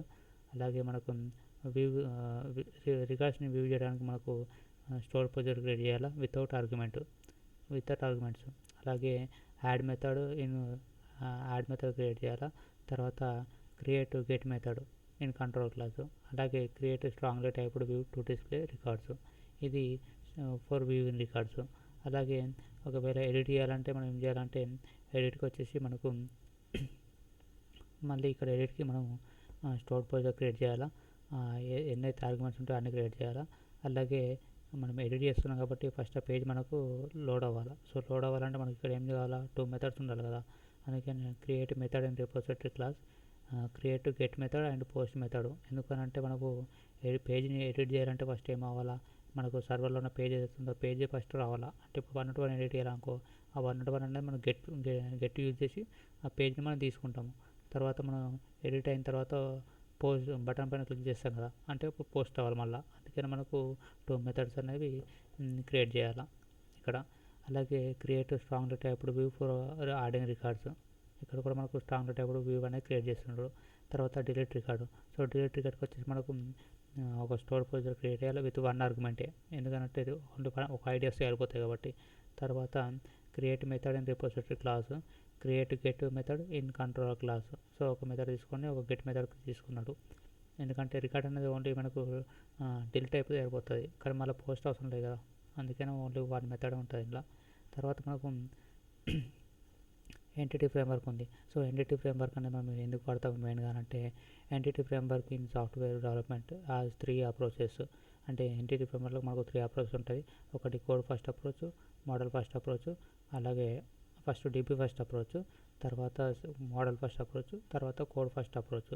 So DB first approach ఏంటంటే in this approach based on the tables coding is done. అంటే మన టేబుల్ ఏదైతే ఉంటుందో ఆ టేబుల్ని బట్టి మన కోడ్ అనేది జనరేట్ అవుతుంది. Based on the table modal class is generated. So మనకు ఈ టేబుల్లో ఏదైతే ఉంటుందో డేటాబేస్ టేబుల్ ఉంటుంది కదా, ఆ టేబుల్ని బట్టి మనకు ఇది మోడల్ క్లాస్ అనేది జనరేట్ అవుతుంది. అలాగే దీన్ని మనకు ఇది ఇంజనీరింగ్ అని అంటారు. అంటే ఇది మనకు ఇది స్టార్టింగ్ ఇంజనీరింగ్ అంటారు అట్లా. ఇది తర్వాత మోడల్ ఫస్ట్ ఏంటంటే మనకు మిడిల్ నుంచి స్టార్ట్ అవుతుంది. అంటే in this approach based on the model or entity table is created and then model class is created. Okay, దాని తర్వాత code first approach. So code first approach అనేది లేటెస్ట్ అప్రోచ్, ఇదే వాడుతున్నాం ఎక్కువ మనం. So it is the latest approach in software development. In this approach based on the code table, అంటే టేబుల్ని బట్టి బేస్డ్ ఆన్ ద కోడ్ మనకు అంటే మనం రాసిన ఏదైతే కోడ్ ఉంటుందో ఆ కోడ్ని బట్టి మనకు tables are created and based on the model class table is created. This comes under reverse engineering or backward engineering. Okay, అంటే ఇది ఒక latest approach. In this approach based on the code tables are created and based on the model class table is created. Okay, this comes under reverse engineering. అలాగే మనకు ఇన్ ADO.NET EDM అంటే entity data model. So in ADO.NET EDM EF designer from database means DB first. Entity framework designer model means model first. Employee code first model means code first. అంటే EF designer from database అంటే ఏంటి అంటే database first. Entity framework designer model అంటే ఏంటంటే model first. Entity code first model అంటే ఏంటి అంటే code first. So ఈ విధంగా ఉంటుంది. అలాగే టు ఇన్స్టాల్, ఒకవేళ మనం ఇది ఇన్స్టాల్ చేసుకోవడానికి ఎంటిటీ ఫ్రేమ్వర్క్ని మనకు to install click on tools. ఇక్కడ చూసినట్టయితే మనకు అది ఇన్స్టాల్ చేసుకోవాలంటే మనకు ఇక్కడ టూల్స్ అని ఉంటుంది. సో టూల్స్లోకి వెళ్ళి మనకు నగెట్ ప్యాకేజ్ మేనేజర్ ఉంటుంది. ఇక్కడ టూల్స్లోకి వెళ్ళిన తర్వాత నగెట్ ప్యాకేజ్ మేనేజర్ ఉంటుంది. ఇక్కడికి వెళ్ళి మేనేజ్ ప్యాకేజ్ కొట్టేసి ఇక్కడ కొట్టిన తర్వాత మనకు సోర్స్ అనేది అప్లై చేసుకోవాలా. ఇక్కడ ఫోల్డర్ ఒకటి అవుతుంది. సో ఇక్కడ మనము ఆల్ అని క్లిక్ చేసుకోవాలి. ఫస్ట్ ఆల్ క్లిక్ చేసుకోకముందు మనకు సోర్స్ అనేవి ఈ 2 సోర్స్ అనేది అప్లై ఉండాలి. ఈ 2 సోర్స్ అనేది ఉండాలి. అయితే దీని యొక్క నేమ్స్ అనేది ఏమైనా ఉండొచ్చు, అంటే సోర్స్ అని ఉండవు, నేమ్ ఏదైనా ఉండొచ్చు, కానీ ఈ యూఆర్ఎల్ మాత్రం మనకు కరెక్ట్గా ఉండాలి. సో ఈ 2 యూఆర్ఎల్స్ అనేది కరెక్ట్గా ఉంటేనే మనకు అది కరెక్ట్గా లోడ్ అవుతుంది. ఓకే, ఈ 2 యూఆర్ఎల్స్ అనేది మనం యాడ్ చేసుకోవాలి, టిక్ చేసుకోవాలి. 2 కానీ ఈ 3 కూడా కరెక్ట్ ఉండాలి. ఉన్న తర్వాత మనము ఓకే క్లిక్ చేసుకోవాలి. ఒకవేళ మనకు ఇది సోర్స్ అనే ఫోల్డర్ లేదనుకోండి, ఇక్కడ ప్లస్ బటన్ పైన క్లిక్ చేసి ఇక్కడ నేమ్ ఇచ్చేసుకొని ఇక్కడ టైప్ చేసుకోవాలి. మనము యూఆర్ఎల్ టైప్ చేసుకొని ఓకే అని క్లిక్ అప్డేట్ అని క్లిక్ చేసి ఓకే క్లిక్ చేస్తే యాడ్ అయిపోతుంది. ఓకే, ఇప్పుడు ఫర్ సపోజ్ ఇక్కడ నాకు లేదనుకోండి, ఒకటి యాడ్ చేసుకోవాలనుకుంటే ఏం చేయాలి, అప్పుడు మనము ఇక్కడ యాడ్ అని క్లిక్ చేసుకోవాలా. క్లిక్ చేస్తే మనకు నేమ్ వస్తుంది. సో నేమ్ వచ్చేసి నేను నేమ్ అనేది ఏదైనా ఇచ్చుకోవచ్చు. నేను రాజేష్ అని తీసుకుంటున్నా. సో ఈ ఫైల్ నేమ్ ఈ యూఆర్ఎల్ మాత్రం కరెక్ట్గా ఉండాలి. సో యూఆర్ఎల్ అనేది ఇక్కడ ఏదైతే ఉందో http/ ఇది సోర్స్ అనేది ఏదైతే ఉందో ఈ నేమ్ అనేది కరెక్ట్గా ఉండాలి. ప్యాకేజ్ నగెట్ ప్యాకేజ్ ఈ నేమ్ అంటే ఏ లేకుండా అని ఆ 2 యాడ్ చేసుకోవాలి. యాడ్ చేసుకొని మనకు అప్డేట్ అని క్లిక్ చేసి ఓకే క్లిక్ చేస్తే అది యాడ్ అయిపోతుంది. ఓకే, ఇట్లా యాడ్ అయిన తర్వాత అప్పుడు ఏం చేయాలంటే ఇక్కడ ఆల్ క్లిక్ చేసుకోవాలా. ఇది ఆల్ అనే క్లిక్ చేసుకొని దాని తర్వాత బ్రౌజ్కి వెళ్ళాలి. బ్రౌజ్కి వెళ్ళిన తర్వాత ఆ బ్రౌజ్లో మనకు టైప్ చేయాలి. ఎంటిటీ ఫ్రేమ్వర్క్ని డౌన్లోడ్ చేసుకోవడానికి చేసుకోవాలా. Click on browser, type entity framework. So ఈ బ్రౌజర్లో మనకు ఎంటిటీ ఫ్రేమ్వర్క్ అని టైప్ చేయాలి. ఎంటిటీ ఫ్రేమ్వర్క్ అని టైప్ చేస్తే మనకు అది వస్తుంది ఎంటిటీ ఫ్రేమ్వర్క్ అనేది. సో ఎంటిటీ ఫ్రేమ్వర్క్ని మనం డౌన్లోడ్ చేసుకోవాలి. డౌన్లోడ్ చేసుకుంటే మనకు ఇక్కడ ఏదైతే రిఫరెన్స్ ఉంటుందో ఈ రిఫరెన్స్లో మనకు యాడ్ అయిపోతుంది. ఇక్కడ చూస్తే మనకు ఎంటిటీ ఫ్రేమ్వర్క్ అనేది SQL అనేది ఆల్రెడీ ఇన్స్టాల్ అయి ఉంది. ఇట్లా ఈ విధంగా మనము అది ఇన్స్టాల్ చేసుకోవాలి. తర్వాత ఎంటిటీ ఫ్రేమ్వర్క్, అలాగే దాని తర్వాత ఏం చేయాలంటే మోడల్ క్లాస్ పైన క్లిక్ చేసి దానికి క్లాస్ నేమ్ ఇచ్చుకోవాలి, employee.cs అనేది. తర్వాత ఇది మనకు వచ్చేసి కోడ్ ఫస్ట్ అప్రోచ్. ఇది కంట్రోలర్ నేము, అలాగే ఇందులో మనకు ఐడి నేమ్ ఈ నేమ్ 2 ఉన్నాయి. అలాగే కీ అనేది అట్రిబ్యూట్ ఇచ్చాడు. సో కీ అంటే ఏంటి అంటే మనకు అది ప్రైమరీకి అయిపోతుంది, డిఫాల్ట్గా అది ప్రైమరీకి అయిపోతుంది. దాని తర్వాత ఏం చేసిండు, right click on modal class పైన రైట్ క్లిక్ ఇచ్చేసి ఒక ఈఎంపీ కాంటాక్ట్స్ అని నేమ్ ఇచ్చేసిండు. దాని తర్వాత యూజింగ్ మనకు ఎంటిటీ ఫ్రేమ్వర్క్ మనం వాడుతున్నాం కాబట్టి దాన్ని యూజ్ చేసుకోవాలా. యూజింగ్ system.data.entity అనే నేమ్ స్పేస్ని ఇంపోర్ట్ చేసుకోవాలా. చేసుకున్న తర్వాత ఈ క్లాస్ని మనము ఎక్స్టెండ్ చేసుకోవాలా. దేని నుంచి డీబీ కాంటాక్ట్స్ అనే క్లాస్ అనేది నుంచి ఎక్స్టెండ్ చేసుకోవాలా. ఎక్స్టెండ్ చేసుకున్న తర్వాత ఇది టీపీ క్లాస్ అనేది base class to perform repository operations on tables like CRUD operations. అలాగే DB EMP కాంటాక్ట్స్ ఇది మనకు constructor. So class name constructor name must be same, అందుకని ఇది కన్స్ట్రక్టర్. తర్వాత బేస్ అనేదేమో మనకు calling base class constructor. So base అంటే మనకు base క్లాస్ని కన్స్ట్రక్టర్ని call అవుతుంది. తర్వాత COI అని ఏంటంటే మనకు web.config ఫైల్ మనం నేమ్ ఇస్తాం కదా, ఆ నేమ్ అనేది ఇక్కడ ఇవ్వాలి. Value given in web.config file.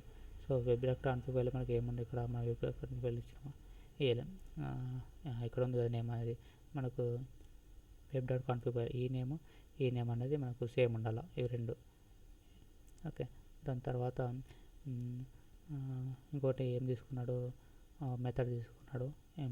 ఇక్కడ పబ్లిక్ DB సెట్ అనేది generic works with set of tables. అలాగే DB సెట్ అనే ప్రాపర్టీ రిటర్న్ టైప్. ఎంప్లాయీ అనేది మనకు యూజర్ డిఫైన్డ్ క్లాస్ ఇది. తర్వాత employees property represents employee table, ఇట్లా తీసుకున్నాడు. తర్వాత web.config ఫైల్ తీసుకున్నాడు. web.config ఫైల్ మనకు యూజర్ నేమ్ పాస్వర్డ్స్ అన్ని ఇచ్చిండు. సో ప్రొవైడర్ నేమ్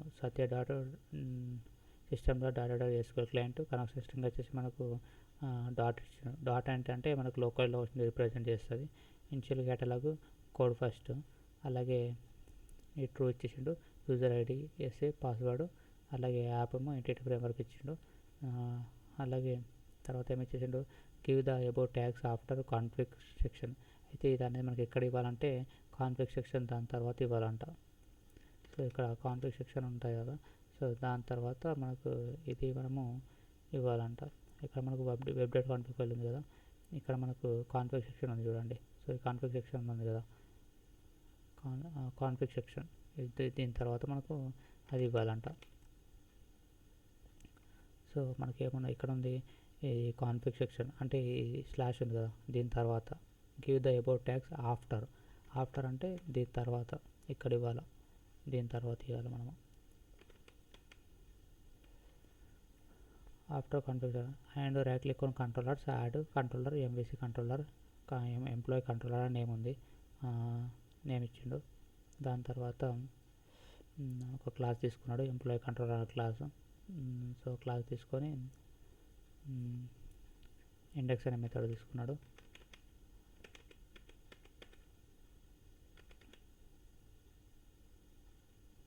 ఇండెక్స్ అనే మెథడ్ ఉంది. సో ఇండెక్స్ అనే మెథడ్కి ఇందులో మనకు ఎంప్లాయీ కాంటాక్ట్స్ మన class of class in model folder, అలాగే కాంటాక్ట్స్ అనేది మనకు ఆబ్జెక్ట్ నేము, న్యూ కాంటాక్ట్స్, తర్వాత లిస్ట్ అనేది stores multiple values, multiple records, అలాగే ఈఎంపీ అనేది మనకు క్లాస్ నేము, తర్వాత ఆబ్జెక్ట్ కాంటాక్ట్స్ డాట్ ఎంప్లాయీస్ అనేది property represents employee table. Okay, తర్వాత టు లిస్ట్ అనేది టు గెట్ రికార్డ్స్, అలాగే రిటర్న్ వ్యూ తీసుకున్నాడు. అలాగే దాని తర్వాత ఇక్కడ ఇండెక్స్ అనే మెథడ్ పైన రైట్ క్లిక్ ఇచ్చేసి యాడ్ వ్యూ క్లిక్ చేసి నేమ్ వచ్చేసి ఇండెక్స్ ఇచ్చేసిండు. రన్ అప్లికేషన్ రన్ చేసిన తర్వాత in SQL server code first DB database and employee table is created. So మనకు ఇది కోడ్ ఫస్ట్ వాడుతున్నాం కాబట్టి మనకు ఎస్క్యూఎల్ సర్వర్లో database and employees table is created, database create అవుతుంది, అలాగే మనకు టేబుల్ అనేది కూడా క్రియేట్ అయిపోతుంది. దీని తర్వాత మనకు అదే సో ఇది అలాగే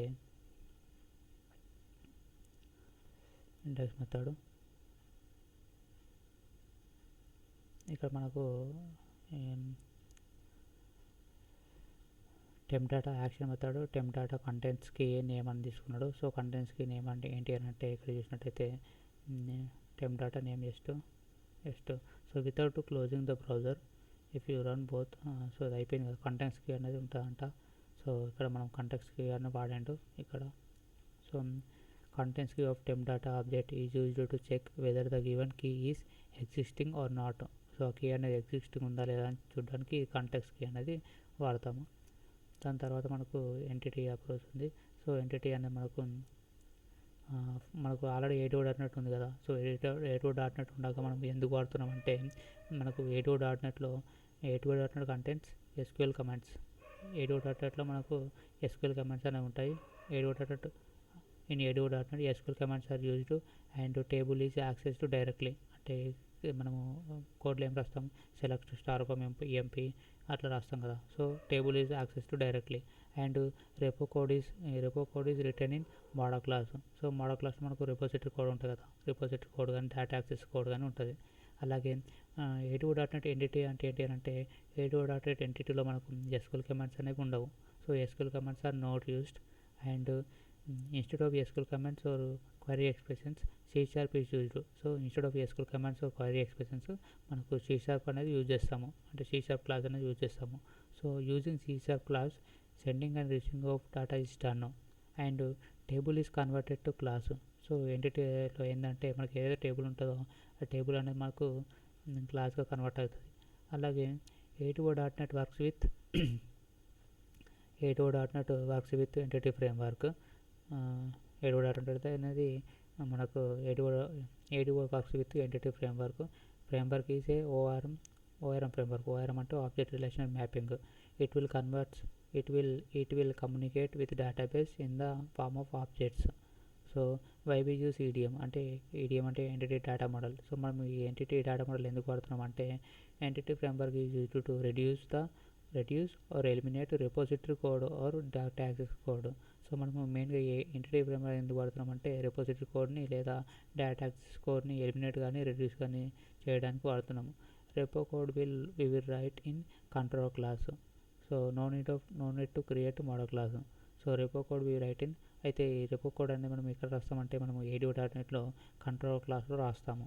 సో అందుకని మనకి ఇది ఇక్కడ మనకు no need of creating model class. So అందుకే మనకు మోడల్ క్లాస్ అవసరం లేదు, ఎందుకంటే మనకు ఈ మోడల్ క్లాస్ అంటే మనకు మోడల్ క్లాస్లోనే కదా మనకు మెథడ్స్ ఉంటాయి, అంటే ADO.NET కోడ్ అని ఉంటాయి కదా. సో అందుకు ఇక్కడ మనకు ఈ ఎంటిటీ ఫ్రేమ్వర్క్ మనకు ఈ మోడల్ క్లాస్ అనేది అవసరం లేదు. So no need of creating model class, ఎందుకంటే ఆ రిపజిటరీ కోడ్ ఏదైతే ఉంటుందో అది మనము కంట్రోల్ క్లాస్లో రాసుకుంటాం EDMలో. సో ఇది మనకు EDM యొక్క అడ్వాంటేజెస్. దాని తర్వాత మనకి ఏమున్నాయంటే jQuery ఉంది. సో jQuery అంటే ఏంటి అంటే jQuery is a client side used in HTML. It is a JavaScript library or collection of JavaScript files used to create rich web applications or website. It is used to create attractive and interactive web pages, or it is used to create responsive web pages. And jQuery is a lightweight software. And jQuery contains jQuery HTML, jQuery CSS, jQuery animation, and jQuery effects, and jQuery widths, and jQuery Ajax. So ఇది మనము వాడతామంట. So మనకు already JavaScript ఉంది కదా. So జావాస్క్రిప్ట్కి మరియు jQueryకి difference ఏంటి అని అంటే, మనకు జావాస్క్రిప్ట్లో అయితే మనం ఏం చేస్తాం, మామూలుగా ఫంక్షన్స్ ఉంటాయి కదా, ఫంక్షన్స్ని మనమే క్రియేట్ చేసుకుంటాం. అలాగే ఫంక్షన్ని కాలింగ్ కూడా మనమే చేసుకోవాలి. ఓకే, ఫంక్షన్స్ని క్రియేట్ చేసుకుంటాము, ఫంక్షన్స్ని కాల్ చేసుకుంటాము, రెండు కూడా మనమే చేసుకోవాలి. కానీ ఈ jQueryలో ఏంటి అన్నట్టు అడ్వాంటేజ్ అనేది, ఇందులో ఆల్రెడీ ఫంక్షన్స్ అనేవి ప్రీడిఫైన్డ్గా ఉంటాయి. సో మనం ఏం చేయాలంటే జస్ట్ వాటిని కాల్ చేసుకోవాలి. ఓకే, అంటే jQueryలో మనకు డైరెక్ట్ అవి ఫంక్షన్స్ అనేవి ఆల్రెడీ ఉంటాయి, మనం జస్ట్ వాటిని కాల్ చేసుకోవాలి, అదే మన వర్క్. సో అందుకోసమే మనకి ఇది కొంచెం లైట్ వెయిట్ అనేది ఉంటుంది jQuery అనేది.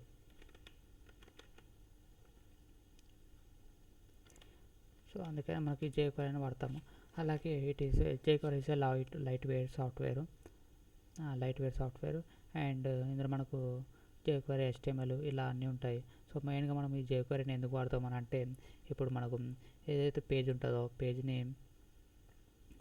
ఆటోమేటిక్గా రీలోడ్ కాకుండా ఉండడానికి, అంటే ఆటోమేటిక్గా రీలోడ్ కావడానికి jQueryని వాడతాము. jQuery is a specification or contains set of rules that all the web technologies or markup languages should follow.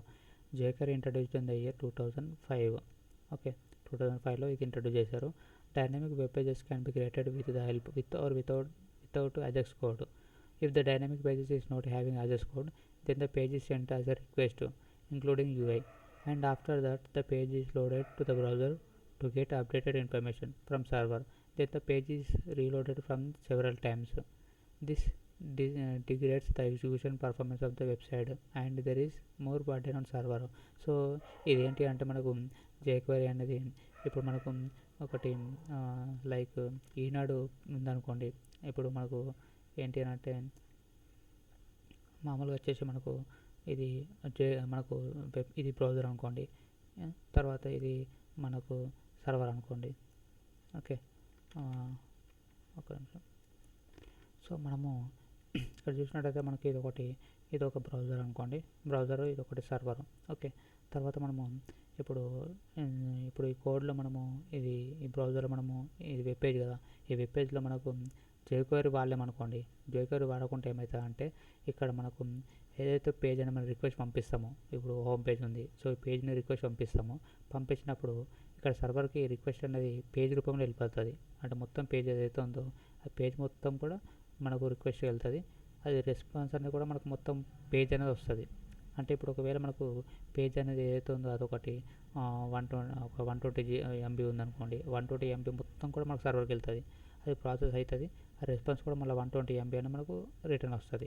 So ఏంటి అంటే ఇక్కడ మనకు పేజ్గా మనకు రిటర్న్ వెళ్ళింది అనుకోండి సర్వర్కి, అప్పుడు బర్డెన్ అనేది సర్వర్ పైన ఎక్కువగా పడుతుంది కదా, అందుకని మనకు బర్డెన్ అనేది సర్వర్ అనేది డిక్రీజ్ చేయడానికి మనం ఈ jQueryని వాడతాము. సో jQuery వల్ల అడ్వాంటేజ్ ఏంటంటే, ఇది jQuery అనేది ఇప్పుడు మనకు ఇది ఇప్పుడు ఫర్ ఎగ్జాంపుల్ మనకు ఏది ఒక సర్వర్ తీసుకుంటాం.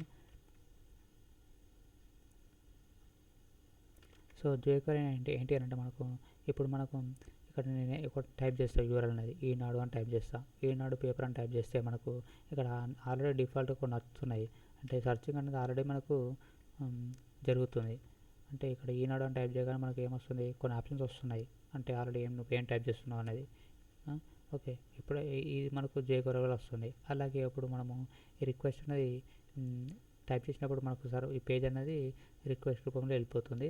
అలాగే ఇక్కడ చూసినట్లయితే మన కంటెంట్ ఉంది. సో ఈ కంటెంట్ ఏదైతే ఉందో ఇది jQuery వాడి చేశారు కాబట్టి మనకు ఇక్కడ ఏదైతే కంటెంట్ ఉందో ఇక్కడ చూసినట్టయితే ఈ కంటెంట్ అనేది మనకు ఇక్కడ చూడండి ఈనాడు పేపర్ అనేది మనకు చేంజ్ అయింది. అలాగే కంటెంట్ అనేది చేంజ్ అవుతుంది. అంటే మనం ఏం చేయకుండానే అంటే రిఫ్రెష్ అనే బటన్ క్లిక్ చేయకుండానే మనకు ఇది కంటెంట్ అనేది చేంజ్ అవుతుంది. అది ఎట్లా చేంజ్ అవుతుందంటే ఈ కంటెంట్ అనేది మనకు అసింక్రోనస్గా చేంజ్ అయిపోతుంది. అంటే ఈ jQuery వాడితే మనకు ఇంటర్నల్గా అసింక్రోనస్ డేటా అనేది ఉంటుంది కాబట్టి దానివల్ల మనకు వర్క్ అనేది తొందరగా అప్డేట్ అయిపోతుంది. సో అందుకని jQuery అనేది చాలా యూజ్ ఉంటుంది. అలాగే ఇక్కడ చూసినట్టయితే if the dynamic web pages has Ajax code then only the values are sent as a request. So ఇప్పుడు మనకు ఎప్పుడైతే మనము ఇక్కడ రిక్వెస్ట్లో మనము మామూలుగా ఇది వాడలేమనుకోండి, ఇప్పుడు jQuery వాడలేమనుకోండి, jQuery వాడకుంటే మనకు టోటల్ పేజ్ అనేది వెళ్తుంది, రిక్వెస్ట్ మొత్తం వెళ్తుంది. కాకపోతే jQuery వాడినామనుకోండి, ఇక్కడ మనము ఈనాడు అని టైప్ చేస్తే ఓన్లీ ఈ పేజ్ మాత్రం మనకు సర్వర్ వెళ్తుంది, కానీ ఎంటైర్ పేజ్ వెళ్ళదు. మనకు ఓన్లీ సెర్చ్ చేసిన ఏదైతే వాల్యూస్ ఉంటాయో ఆ వాల్యూస్ మాత్రం మనకు సర్వర్కి వెళ్తుంది, రెస్పాన్స్ మాత్రం వస్తుంది. అంటే ఇక్కడ మనకు కేబుల్స్లో మాత్రం వెళ్తుంది. అంటే ఇప్పుడు ఏదైతే ఈనాడు టైప్ చేస్తామో అది ఒక 12 KB 10 KB ఉంటాయి కదా. సో అది అంత తక్కువ వాల్యూస్ అనేది వెళ్తుంది కాబట్టి మనకు రిక్వెస్ట్ అనేది చాలా ఫాస్ట్గా ఉండిపోతుంది. So if the dynamic web page has ajax code then only that values are sent as a request after the page is loaded in browser and server can update same portion of the web page. So నువ్వు ఏదైతే type చేస్తున్నావో అది మాత్రమే మనకు చూపిస్తుంది. So ఇక్కడ మనము ఇక్కడ చూసినట్లయితే ఈనాడు పేపర్ టైప్ చేసినాం కదా. సో ఈనాడు పేపర్లో మనకు అక్కడ తెలుగు వార్తలను కొడితే మనకు తెలుగు వార్త మాత్రమే వస్తుంది, కానీ మొత్తం చేంజ్ అవ్వాలి కదా. అలాగే ఇంగ్లీష్లో సినిమా న్యూస్ అని కొడితే సినిమా న్యూస్ మాత్రమే వస్తుంది. అంటే ఏదైతే పోర్షన్ అనేది నువ్వు సెలెక్ట్ చేసుకుంటావో ఆ పర్టికులర్ పోర్షన్ మాత్రమే మనకు అప్డేట్ అవుతుంది. సో అది దీనివల్ల అడ్వాంటేజ్ ఉంటుంది. అలాగే ఇక్కడ చూసినట్టయితే only if a dynamic web page has Ajax code then only the values are sent as a request. ఆ వాల్యూస్ మాత్రమే రిక్వెస్ట్ వెళ్తుంది after the page is loaded in browser. So server can update some portion of the web page or some parts of the web page directly in the browser without loading the page for several times. With this, website works faster and Ajax request is called asynchronous request. So the request is sent internally to the server. So Ajax request అనేది మనకు asynchronous request ని follow అవుతుంది, అది ఇంటర్నల్గా మనకు follow అయిపోతుంది. So Ajax is classified into 4 types: JavaScript Ajax, Microsoft Ajax అంటే plugins or files, అలాగే ASP.NET అజాక్స్, అలాగే jQuery Ajax. So Ajax syntax statements are given in script tag. So script ట్యాగ్లో మనం ఈ అజాక్స్ని వాడాలి. అలాగే దాని యొక్క ఎక్స్టెన్షన్ వచ్చేసి $సింబల్తో ఉంటుంది, $సెలెక్టర్ డాట్ ఫంక్షన్ నేమ్. అలాగే అంటే ఏంటంటే సెలెక్టర్ అంటే మనకు తెలుసు, jQuery statement starts with $symbol sign. Selector means it can be HTML selector or class selector, ID selector. మనకు ఆల్రెడీ CSSలో ఉంటాయి కదా, ID selector, CSS, class selector అట్లా. అలాగే function name is used to perform specific task on the selector. In MVC application in script folder ఇక్కడ చూసినట్టు మనకు scripts అనే ఫోల్డర్ ఉంది. ఇక్కడ ఏది మనకు స్క్రిప్ట్స్ అనే ఫోల్డర్ ఉంది. ఇక్కడ చూడండి స్క్రిప్ట్స్ అనే ఫోల్డర్, ఇందులో మనకు బూట్స్ట్రాప్ ఫైల్స్ ఉన్నాయి, అలాగే బండిలు బూట్స్ట్రాప్ డెడ్ బండిలు బూట్స్ట్రాప్. ఇక్కడ చూడండి jQuery ఫైల్స్ ఉన్నాయి, jQuery ఫైల్స్, బూట్స్ట్రాప్ ఫైల్స్ అన్నీ ఉన్నాయి ఇక్కడ మనకు.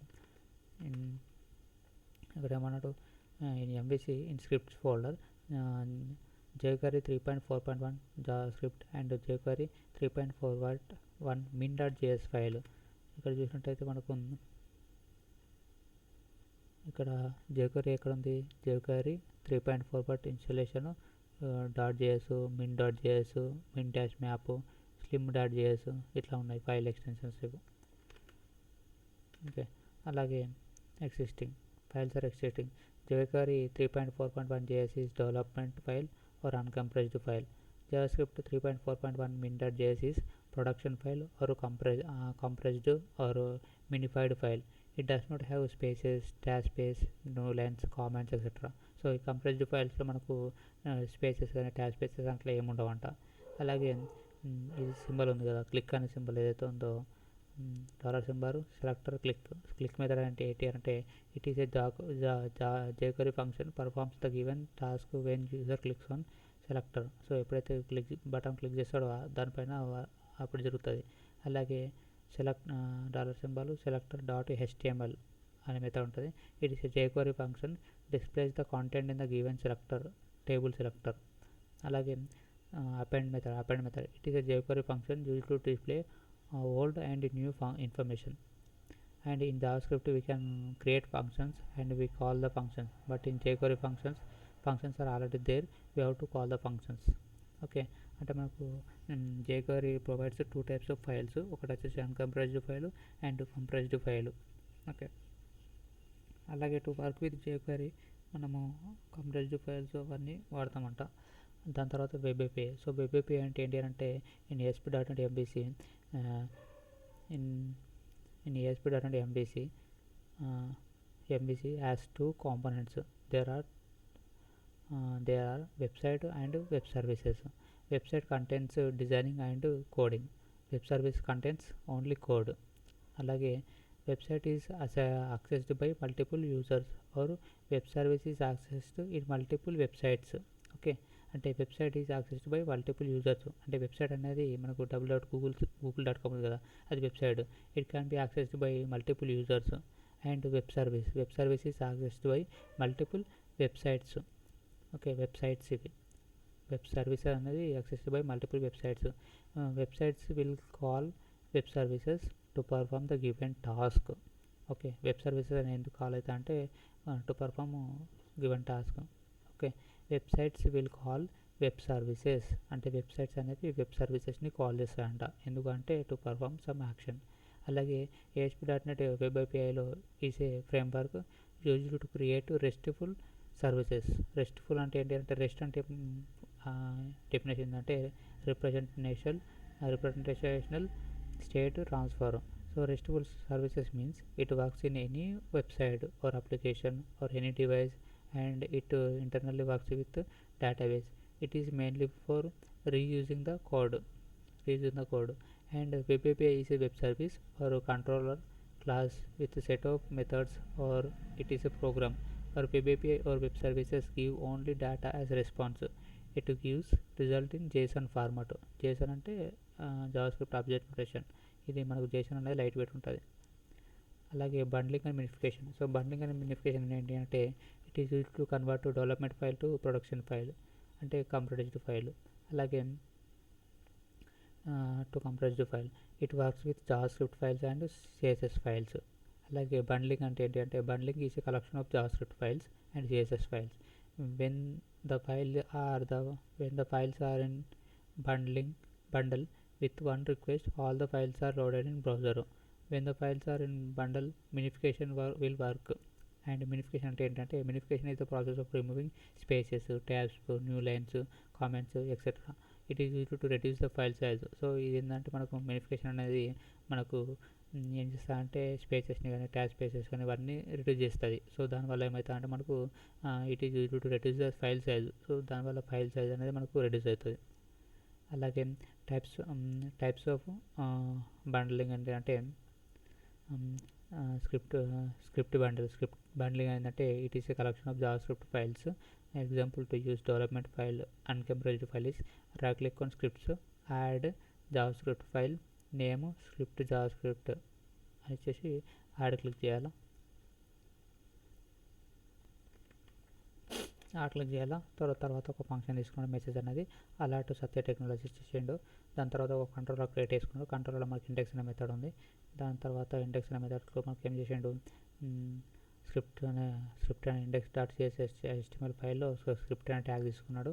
సోర్స్ ~సింబల్ స్క్రిప్ట్స్ అనే మన ఫోల్డర్ నేమ్ script.js ఇచ్చేసిండు. అలాగే ఇక్కడ మనకు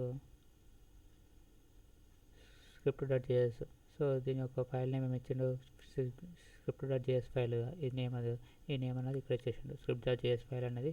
అలాగే స్క్రిప్ట్ క్లోజ్ చేసిండు. Input type equal to button, value equal to click అని ఇచ్చేసిండు. ఆన్ క్లిక్ ఇచ్చేసిండు. ఆన్ క్లిక్ అంటే ఎప్పుడైతే మనం ఇది ఫంక్షన్ మేము ఎప్పుడైతే బటన్ పైన క్లిక్ చేస్తాడో ఈ మెసేజ్ అనేది వెళ్తుంది. సో మెసేజ్ ఎక్కడ ఉంది మనకు ఇక్కడ ఉంది మెసేజ్ అనేది.